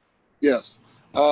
Just to kind of answer Apostle Deon's question, I think that until we treat this as a humanity problem, and it kind of speaks to what everybody else is saying, until we speak to this as a humanity problem and not so much specifically geared towards just, you know, it's black people trying to get us to understand how black people are perceived. I think until everyone views this as, hey, this is a humanity problem. Like I agree. This is something that we all have been granted the same freedoms, the same civil liberties. And because I'm your fellow brother, I'm your fellow man, you should see this as, hey, you know, if you see me getting my head kicked in, don't join in with people kicking my head in. Help me out. I need help, you know, and I think that's the thing that, you know, it goes back to that systemic racism. I mean, the 13th Netflix documentary really opened my eyes up. It was something I'll share with you guys. It was a convicted felon called Willie Horton. And some of you guys should speak to this, to the Reagan campaign and Bush campaign, and how they were able to kind of put a picture with the war on crime. And they put this Willie Horton convicted felon on their campaign. And so now you got this whole, you know, articulate campaign, war against crime, but it's not so much war against crime, but it's war against black people. And because Willie Horton is a black convicted felon, they want to make sure we keep guys like this off the street. So now you get this population boom of all these incarcerated criminals who are black and who look like me. But because this campaign is, railed against Black people, that to me is a humanity problem. This is like, why are we going to this narrative against Black people? But like Jabari says, it goes back further than even now. It's beyond even when we were born. This is how society has viewed us. Even when we got to our mother's womb, we were already, we were already kind of the negative. So I think that we have to really somehow get the point across that this is a humanity problem, and we're looking at it from, yes, we're Black and we're being racially profiled. But if you as a fellow human being who does not share my race can't see this as a humanity problem, that's a larger issue. Because now, if another race, we talk about, if our women are becoming raped, no matter what color they are, that's a woman. You know what I'm saying? Yep. No matter what color that woman is, that's a woman. They need help. I think that's what I'm trying to get. I'm Black, but man, is this right? What if this was happening to you? What if this was your, race of people? We talk about other ethnicities, and when they go through traumatic situations, we rally behind them, not because it's because they're ethnicity, but we rally behind it because it's inhuman. The Holocaust was inhuman. It wasn't inhumane. It wasn't because they were Jewish. That was just wrong. You know what I'm saying? That was just wrong to totally, eradicate a group of people. That was wrong. So, I celebrate that. Like, this wasn't right. This had nothing to do with the fact that they were Jewish. So that's kind of been my thing. But I think that's what we kind of really got to focus, is making this a humanity problem. Yeah. I agree. I think. Oh, go ahead, Bob. Go ahead. Wait, Matthew? Yeah, I was just gonna agree with Corn. I think diagnosing this as a humanity issue is really one of the primary things. And I think a lot of the platforms that I've been able to have, on my job, is to assign some accountability to individuals that don't look like me. It's not my job to run from the police, dodge bullets, and educate you on things that you should be educating yourself on. That is not my job to do all of those things. We do have some opportunities to educate, but there's some work that other ethnicities should be doing as well. And when it's understood that this is a humanity issue, that accountability, I think, is even assumed in a greater light. They have to do some of the work also. I'm not doing the work for everyone.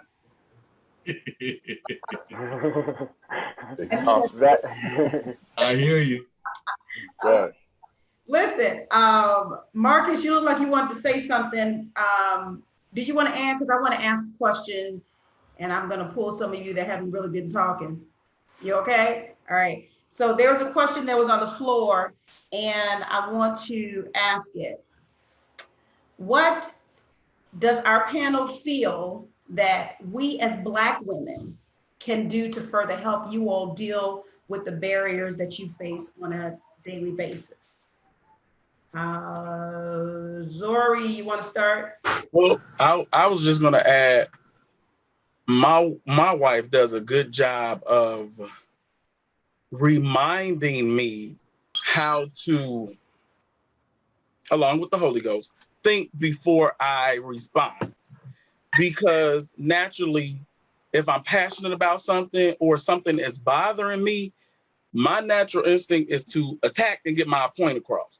So I've had to, she supports me in a sense of, honey, calm down, think about your children, think about the family.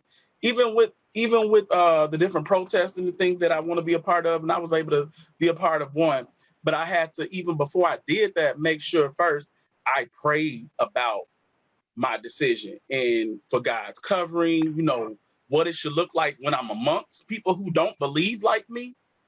And that's very key. Kind of getting off, but yeah, that's how I think my wife helps as a Black woman to support me. She serves as, honey, you're doing a good job, reassuring. Yeah. And also, yeah. Love it. Yeah. I guess he can only talk from his point of view with his wife. That's beautiful. I love it. Yeah. I think I'm gonna pick on somebody. Bro, I talked to you. Nobody got nothing to say. You want to be picked on? Huh? You want to be picked on? I don't call it being picked on, but I talk. Yeah. But I mean, just kind of, piggybacking it, it's just, with my wife, a lot of it is just, communication. We just want to know, what do you want, what do you need? And I know, you're saying, well, what do we need? Or how can you help us? I guess because of the way Black men have been conditioned, to be this strong, silent type, we may not be as good at communicating, as we should be or whatnot. So, it's just a big thing about, communication, being able to say how you feel and being able to understand, how the Black woman feels or, how they feel towards you. But just, opening up those lines of communication, it's a two-way street. And, I think, it's always one of those things where it's like, you always feel glad to come home because you're coming home, to somebody who understands you. And, you're out there fighting these battles, but you're coming home to somebody who, cares about you and, they're on your side and, and you can kind of let go at that point. But, you kind of have to get to that point.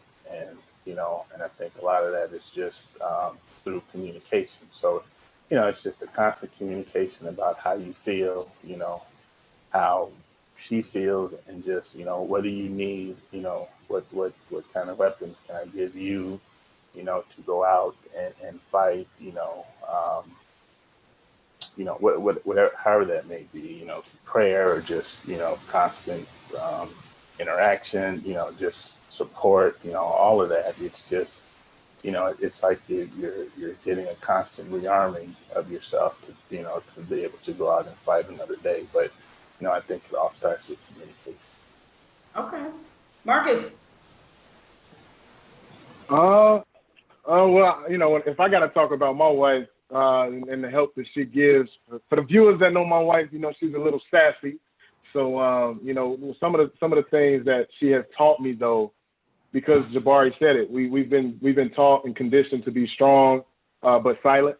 My wife is not silent.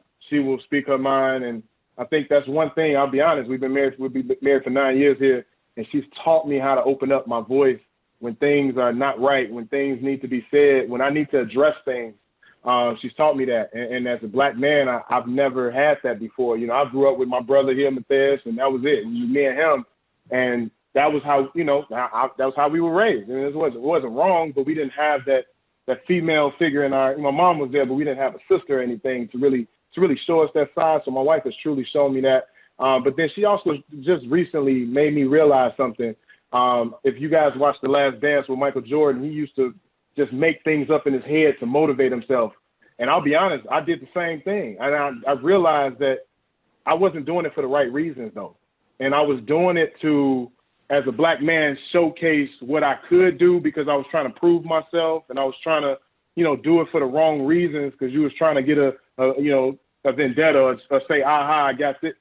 But at the end of the day, you do it because you took advantage of situations, and you want to show, to Mathais' point, you want to show what this, I'm in the middle between Michael Jordan and the guy on the corner. I want to show them that you can do it if you do it the proper way. And I think that's the huge thing that she has allowed me to realize. And of course, it's being a support figure, but that's so huge because as Black men, we have a status and an ego, and we have that, we want to be that guy in the room that is, we want to be the guy, so I think sometimes we got to take that stereotype away as well and just say, to Corn's point, if I need help, help me. It don't matter what status I have. It doesn't matter what's going on. We should all just collectively help each other. So, and I know that's so cliche, but we don't do that enough. And I think if we stick together and come together, and this is a huge platform we're on today, but my wife has helped me really understand that, no matter where you are, whatever status I may be able to achieve, it's so important that I go back and reach 10, 15, 20, 30, 40 people, other gentlemen in my statue. You know, that's why me and Matthew started a mentoring program about 2 years ago. And we really have moved into that realm of pushing our individuals into that mode. So yeah, that's pretty much what I have. Beautiful, beautiful. Michael. Hey. Hey. I was enjoying what everyone's saying. My wife is similar to Marcus, very vocal. I didn't marry a church mouse, that's for sure. So she's gonna let you know how she feels on things. And I appreciate the spiritual aspect, which I think was Zori mentioned earlier. Spiritual covering is always key, and that's why it's important to marry somebody that's spiritually grounded. You know what I'm saying? Because, you know, it helps, you know, as simple as it may seem, you know, on those corner store runs, it wasn't a time that she wouldn't be like, hey, make sure your mask is on and let me pray for you real quick before you head out. You know what I'm saying? Just those little things, man. Like, I didn't think I would get that when I was dating her. Like, I'm not just blowing my wife, so let me stop. It's not just about my wife. What I'm saying is, it's important for our Black women to spiritually uphold, even if you're in a single situation. You know what I'm saying? You are my brother. We want to, you know, survive this thing and thrive in life. Hey, sending you a scripture, or, you know what I'm saying, I thought about you, I'm saying a prayer for you today. Like, that's important. But I would like to also say, because something that we've been talking about a lot here lately, it goes, I think it was mentioned earlier, it goes both ways. Like, we really got to be out there and supporting our sisters too. You know what I'm saying? What hit me so hard about Breonna Taylor, Breonna down in Louisville, she was an EMT. Like, she was a city worker. She wasn't the in-between or on the street corner. She was doing everything right.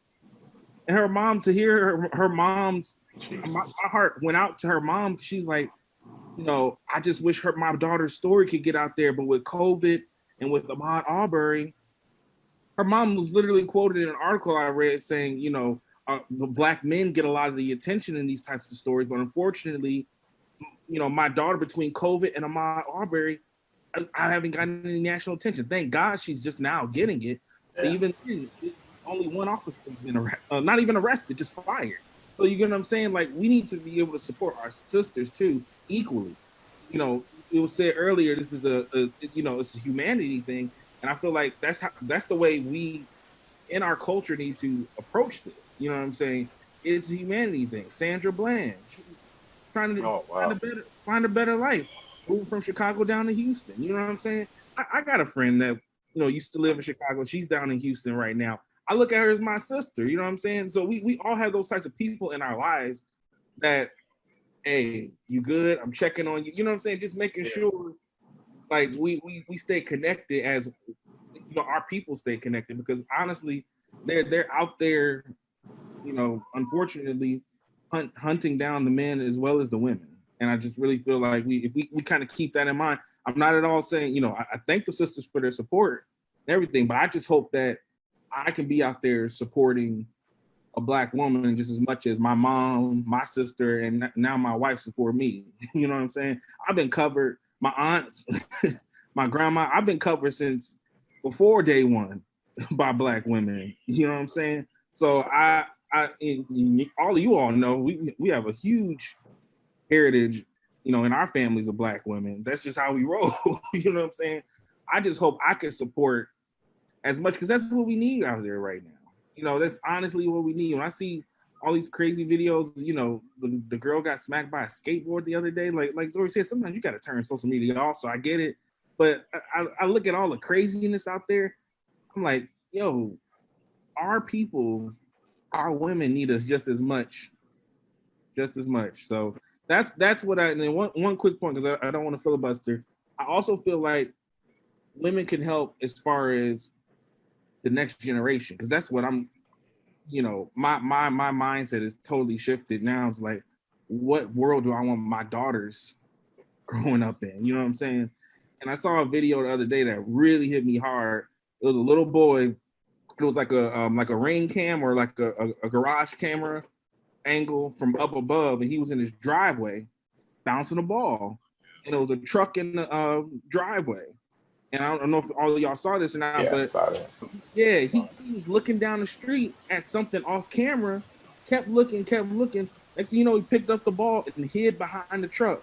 And you saw what was coming. That was a squad car slowly running down the street. And he was hiding behind the truck until the squad car got out the area. Yeah. And that my heart went out. You know why? Because in a lot of cases, that's been me for you. You know that feel. You know that I know feel. exactly how that feels.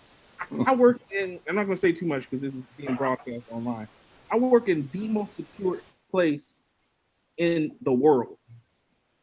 And I'm not saying that to brag. I'm just saying, think about this for a minute. The most secure place in the world. Every day when I badge in, where I go to work, they run a soft background check on me. If I got any warrants or anything like that, they will arrest me on spot. That's how clean I need to be. So I'm saying that to say, why in the world do I have agents coming to me? And this has happened to me on multiple times. I'm walking down in the complex, already through the secure gates, and I get dudes coming from behind me. Sir, can I see your badge? Sir, what are you doing here? And he would have seen another cameraman right next to me of another race, who we're supposed to have our badges out at all times. This dude got his in his pocket. So I'm following the rules. They're breaking the rules, but you're asking me where's my badge. I know exactly how that feels. You feel me? Wow. You feel me? And don't even get me started, because we all know when our president was there, they let dudes jump over the gate and run all the way in the house. So don't even get me started on why are you asking me? You know what I'm saying? Where am I supposed to be here? And this has happened to even black Senator Tim Scott, who's a Republican for South Carolina. He was stopped by Capitol Police several times as a current U.S. Senator. So I'm saying that feeling, that's what resonates with me sometimes so much. So it's not just that, I mean, it's traumatic enough to see an 8-minute video of somebody being killed of any race. But what I think what sticks with us so much, and I'm sure everybody here can agree, at some point in time, whether it's Ahmaud, Breonna, Trayvon, Floyd, countless names, and one point or another, it's like it's something that hits on the inside because we were there too, in one way or another. Yep. That's what hits so hard. So where I'm now is, and getting back to the original question, black men, black women, what can we do now to change the culture so our babies don't feel that fear anymore? I felt it. I don't want my baby to feel that. So what can we do? How can we work together? That's where I am. Ooh-wee. Hey, listen, let me break this up a bit. Elder McGee had a spoken word. I want to play that. And then maybe you all can think about that last question that Mike asked. Okay, let's listen to this spoken word. Somebody give me a thumbs up if you hear it.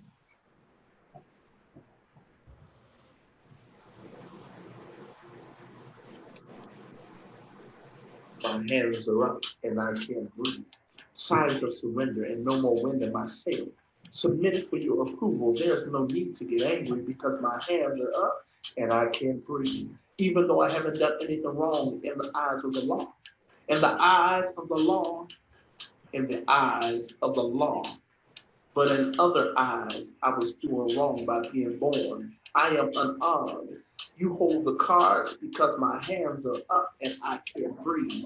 But as I think, it's not just an issue of my alleged wrongdoing, but the perception of who I am perceived to be by the color of my skin.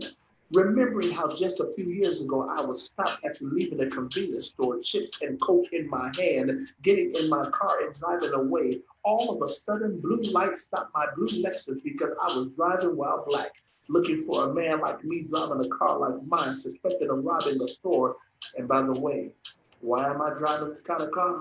What type of work do I do? Never mind the fact, officer, that I owned the car and was returning from one of the properties that I own, telling me everything checked out without even running my name. Have a nice day, you say. Yeah, you have a nice day. This would go, but if this would have happened today in 2020, I would be 6 feet under. Yet and still, a few bad pills spoiling from the countless officers who are trying to serve and protect the innocent, no matter the color of their skin. Truth of the matter, I have close friends and family who are or were representatives of the law, and they provide a service to the community, not the stormtrooper tactics we see in the news, but officers who really care. And I guess that's why I get upset, because good officers get lumped in with the psychological deficiencies of a few of their brethren. And if they just remember the oath that they swore to serve and protect, then there will be no need for me to say, my hands are up and I can't breathe.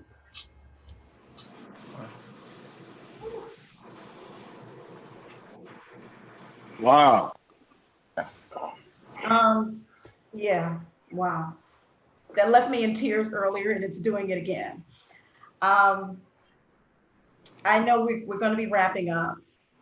So you gentlemen, I do appreciate each and every one of you, but have you thought about that last question that Mike asked? Because it comes back to us. It comes back to the men, the women. What can we do? What can we do? I just want to say two words that I always live by to change: ownership and accountability. And I know that those are cliche words, but I want to start with our race first. We have to own some of these things. And I get it. I love how Apostle talked about, and even Jabari talked about, systematically we've been put, and we other races need to understand why we're here. But we also have to own some of the things that we're doing to allow these things to continue. You know, when I told my wife, I said, I wasn't with the looting and everything, but I was definitely with the protesting. But when I thought about it, I said, there's no reason why we're protesting this hard for this, police crime. And this past weekend in Chicago, 101 people were shot and 61 or 18 people died or something like that. And we did not protest at all. So if you're going to do it for one thing, do it holistically across the board. Do it for the person next to you that you know is the same color as you that just shot somebody, or the police officer that just killed the black. So I think for us, accountability is so important to move forward on both sides, because that's the main thing is, if we're going to protest, let's do it. Let's do it on the weekends when Chicago got the most crime. Let's do it when Minneapolis got somebody dying at the, hands of the police officers. So I think the accountability, you see something, you got to say something. I know that's, not a part of street code, snitches get stitches. I understand, but we got to make sure that we kind of bring back that mindset of accountability, because if we don't do that, then like my brother said, the other races won't respect us because they like, you killing your own people and it just won't move. So I think the movement does start with us. Yes, we need to learn why we're where we are, but I just think the ownership and accountability, we need to own that. Yes, we're doing this to ourselves. There is some self-inflicted pain that we're bringing to ourselves, but then we have to have the accountability and step up and say, hey, if this is not right, say something. Mathais. I think, definitely ownership and accountability that we have to do. We have to implement that like immediately. What I personally experienced that amongst the African American culture is there's like a huge divide between the men and the women. It's like there's some type of anger or something going on. Like something even as simple as even me going to the store and interacting with an African American cashier. It's like their vibe is different than and vice versa. Even sometimes for the African American men to the males, and I'm just like, why are we treating each other like this? So I think we need to start, like you said, we got to start at home first. We got to start at home. Why are we angry at each other? We need to be on the same team, going in the same direction, going and going at the same speed, because these are the things, these types of holes in our foundation are going to get exposed, when we try to move forward, but we can't move forward because the black man is angry at the black woman, or the black woman is angry at the black man. We got to come together and heal. We got to come together and heal and address the other question that was on the table. Of course, as wives or spouses to your, my wife, she provides a palette, for me to talk to her. Because, it's a lot of stuff, as all of us have mentioned, that we go through on a day-to-day. So many things that we go through as men. And, you got to have that outlet.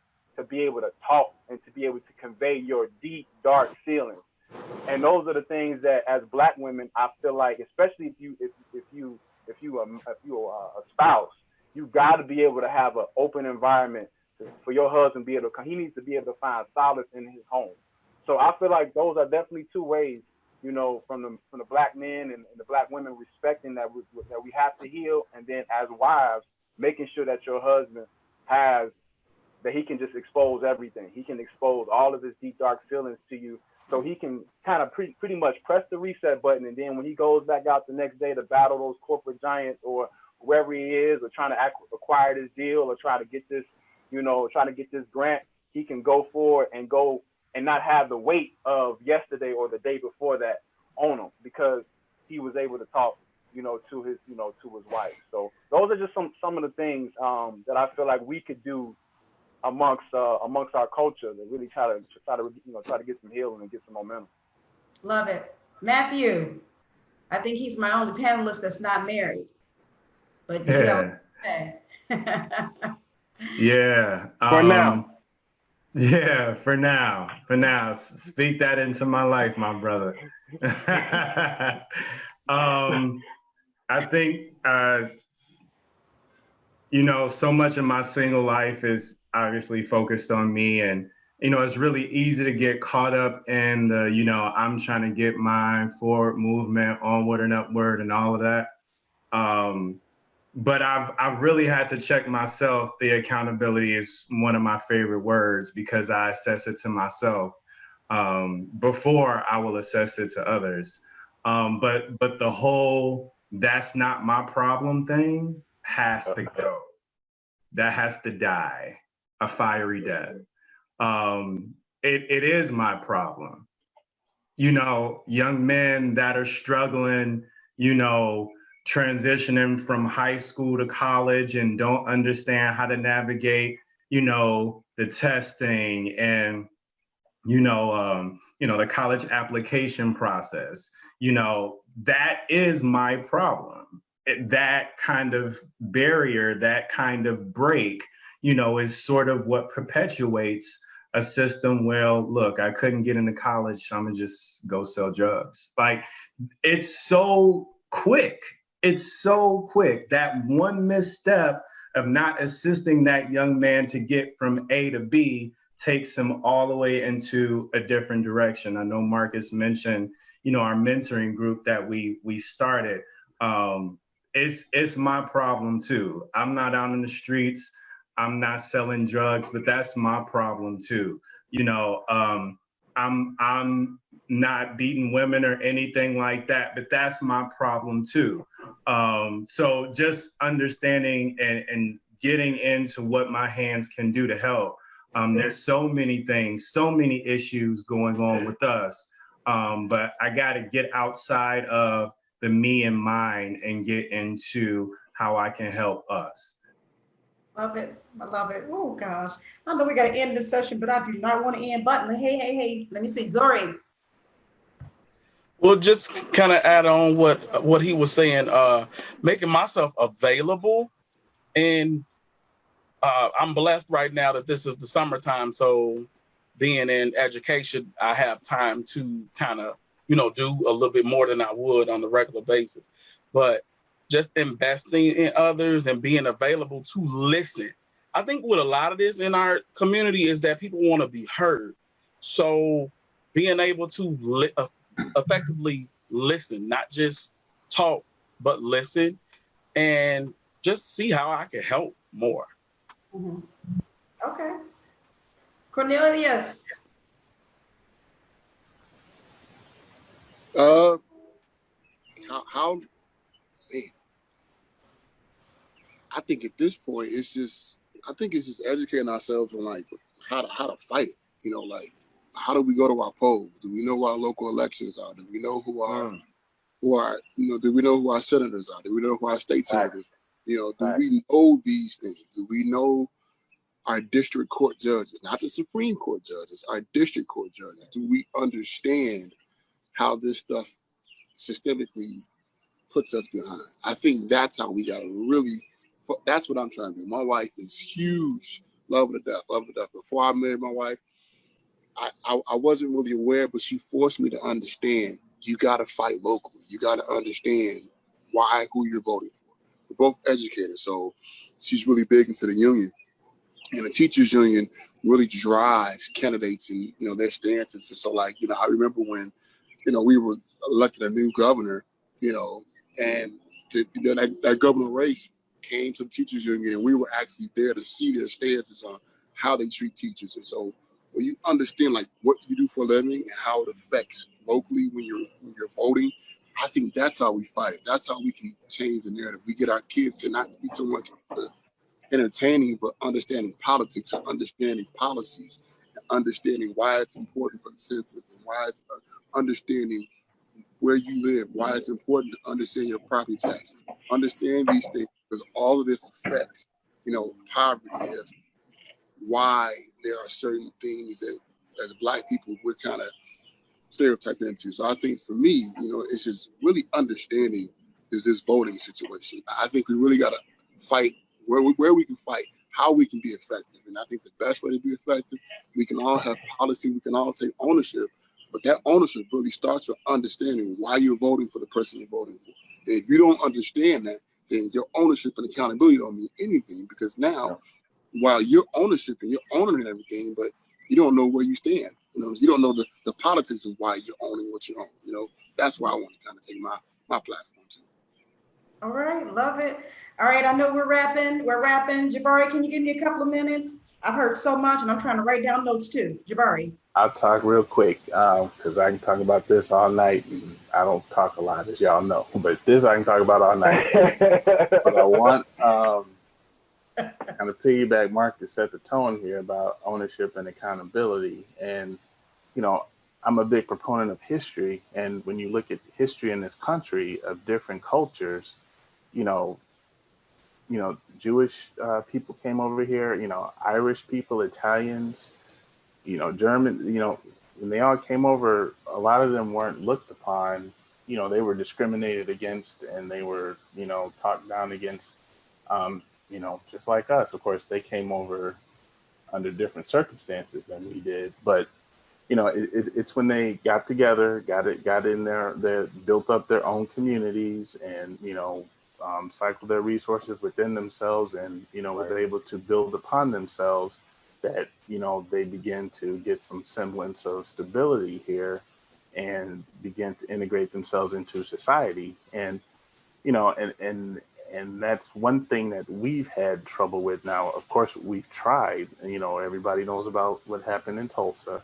That was a thriving community that we had that was all self-contained and we had everything we needed there to survive, and that's happened in other parts of the country. If you talk about like the Reconstruction period, which is something that we don't talk about in classes in school, but, Blacks were building their own cities and their own neighborhoods and, being self-sufficient. Even something like the Negro Leagues, when it got to the time to where they wanted to take some of our players and take them into the majors, our teams were just as good. But, so, we've had a history of building our own, and, it's kind of like we have to kind of get back to that. And, you kind of keep those dollars and resources, within amongst our own, and, we kind of become self-sufficient. And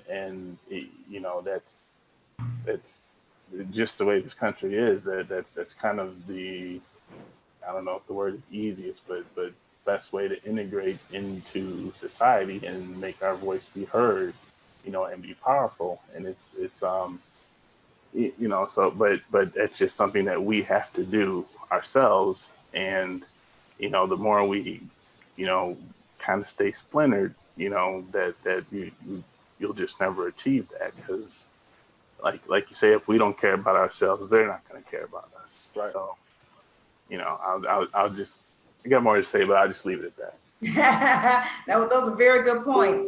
Michael, can you give us some parting words, and I'm going to throw it to my co-host tonight. You want to say anything else before we leave, Mike? You started off with that question. I guess I didn't really answer it myself. I don't know that I have an answer. I'm just grateful to hear all the different perspectives from the guys tonight. That's for sure. You know, I took wisdom from each one of those. Last thing I would say is like kind of like Jabari was saying, kind of got to get back to our roots, kind of sort of in certain ways as far as cultural mentality is concerned. I think that the overarching thing with that would be like just being open to something different. Like some of the solutions we've been trying just haven't been working, man. You know what I'm saying? And this and or the applications that we've been trying them have in the ways we've been trying to apply them haven't been. Like Cornelius mentioned about the voting piece, and that's very important. But unfortunately, the way we've been applying it for years and years has only been at the top of the ticket, which is to his point. You know, and that's not to say that voting doesn't work, but it hasn't been working in that way. You know what I'm saying? When you look at some of the the racists that have been showing themselves over the last few weeks, and a lot of these incidents and all that, you look at some of their jobs, and they're like in high-ranking officials in local governments and stuff like that have been affecting our lives in general. So we need to be smart about and look at it in different ways as far as how we can affect the change. You know what I'm saying? I had an interesting take on the looters, and I won't get too deep on it because I feel like a lot of it was anarchists coming in. But one thing I will say is when a lot of that stuff was going down, that's when we got a lot of the most attention and the most change we've seen so far. I'm not condoning violence, especially within our communities, but if you really think about it, real quick example, look at the bashing of racism and segregation that NASCAR has been.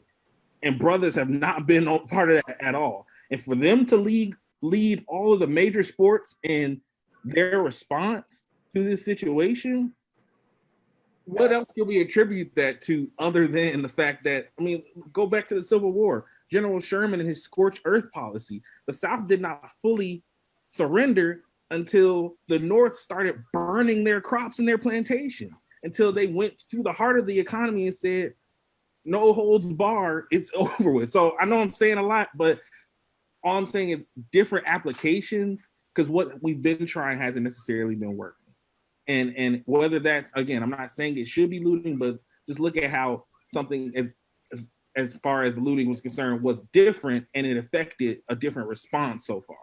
People didn't start caring until their shops and stuff was being endangered. So I feel like if we can find another constructive way in a lot of these different areas that's different, and even if that is, teaching our own babies, like y'all was saying earlier, hey, this is how our culture was, this is how we were going to move forward. We got to just we got to embrace something different. That's all I'm saying. I feel like if we embrace something different, maybe we'll have a different result.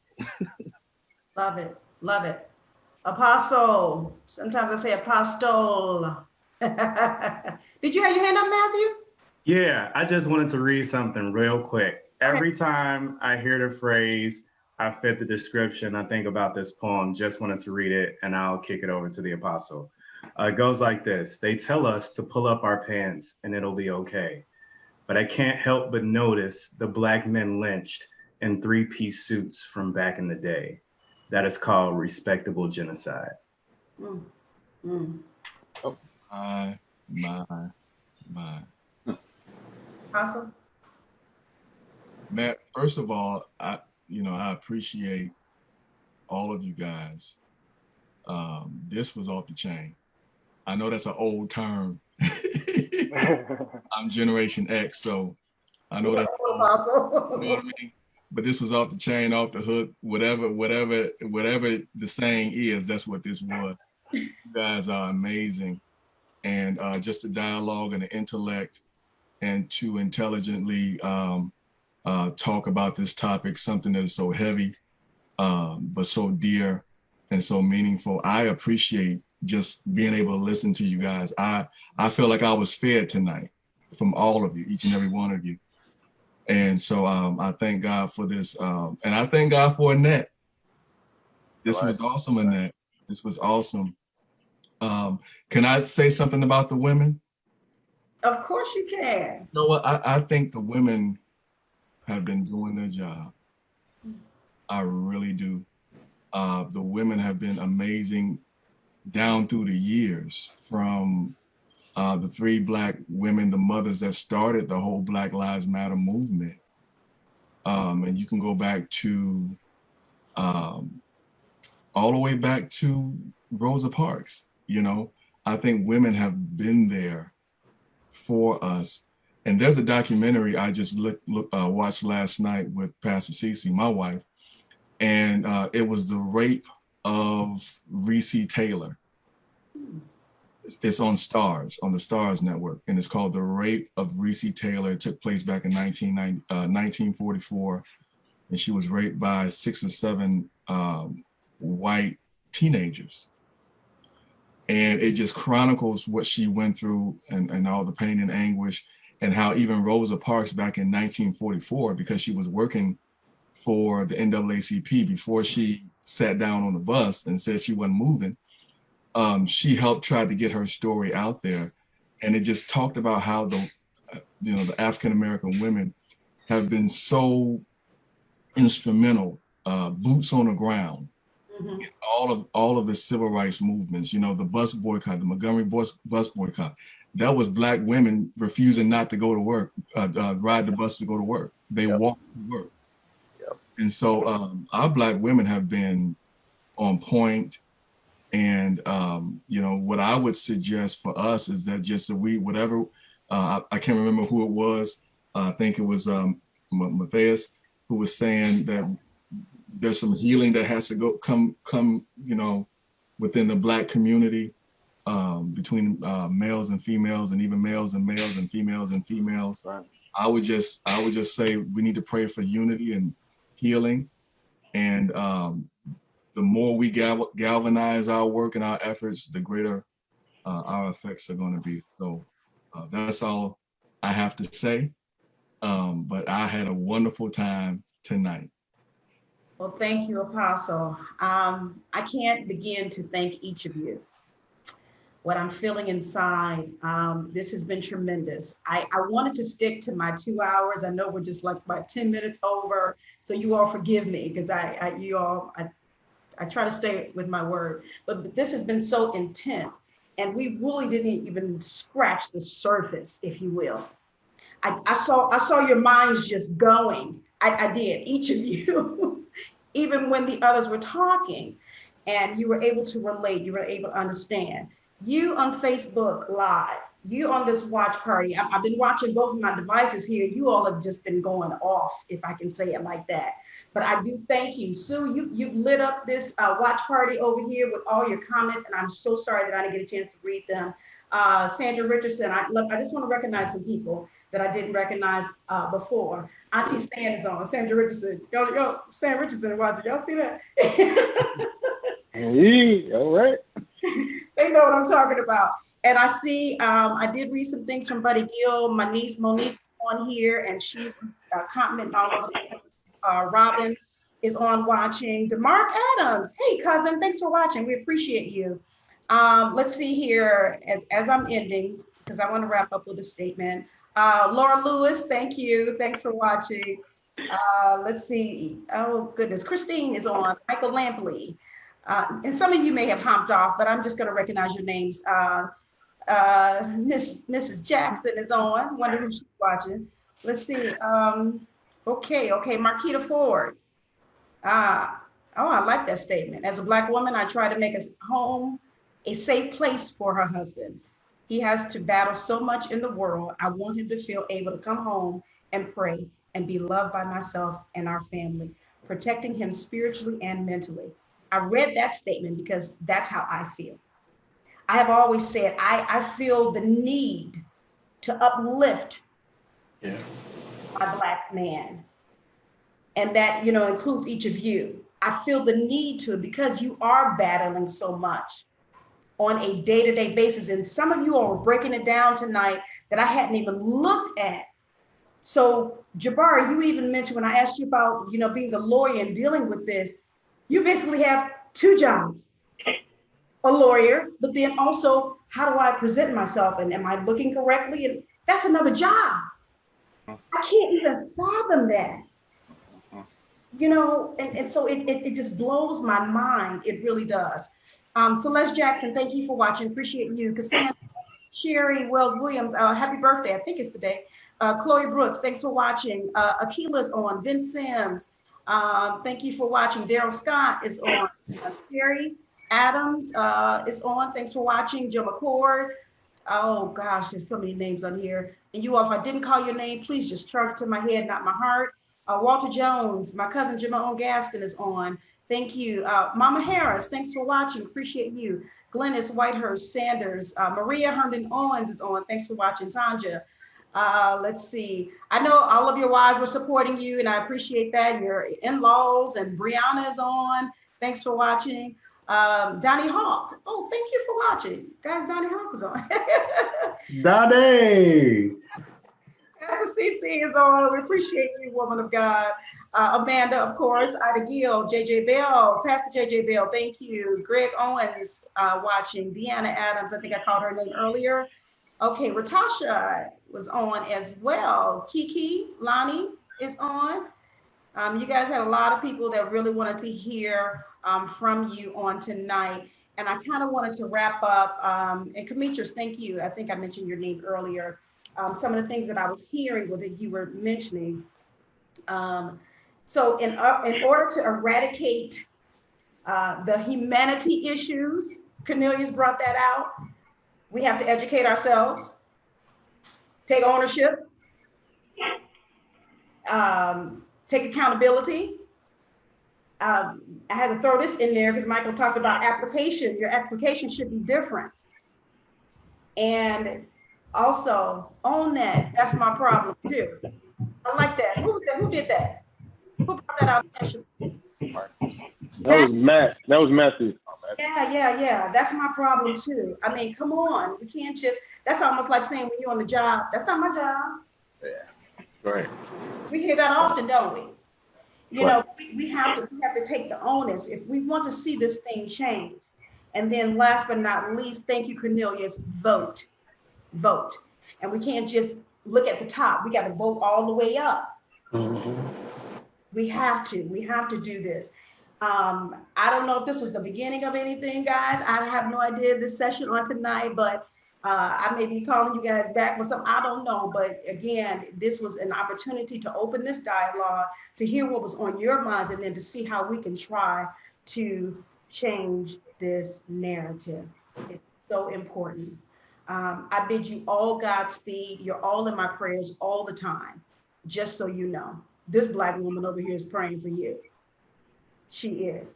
And I love each and every one of you. You just don't know, you all are my hearts. And I tell you that often. You are. And I want to see God's best for you and your families. I appreciate those of you that are married and you're cherishing your wives and you're bringing up your children. Matthew is coming. It's coming. Matthew is coming. I won't say more on that, but it's coming. But again, I thank you guys, each of you, for taking time out on tonight and joining us here on this special segment of Mind, Body, and Soul. Marcus, what were you showing there? What was that? Matthew got the wifey draft coming. I was getting his hat ready so he can just put it on when he gets selected.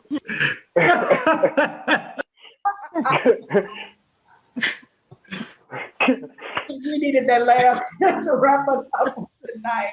This has been wonderful. So Faye says, do it again. This is so needed. All right, well, one wife has spoken. Did you hear that, Zori? Hey, baby.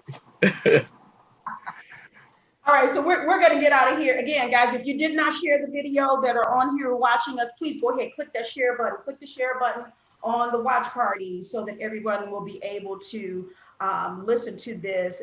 Again, it was definitely much needed. I can't say that enough. Amanda says she's proud of you guys. So we are lifting you guys up. We are loving on you and appreciating you. And we are there. We are there for you. Just look over your shoulder. We're right there. Your wives, look right next to you. We're there. We're there for you. And we want everyone to get through this successfully. All right. This has been great. I got to get out of here. I'm 17 minutes over, but that's okay. Hey, this is my show, right? Yeah, there you go. Shout out to one of the greatest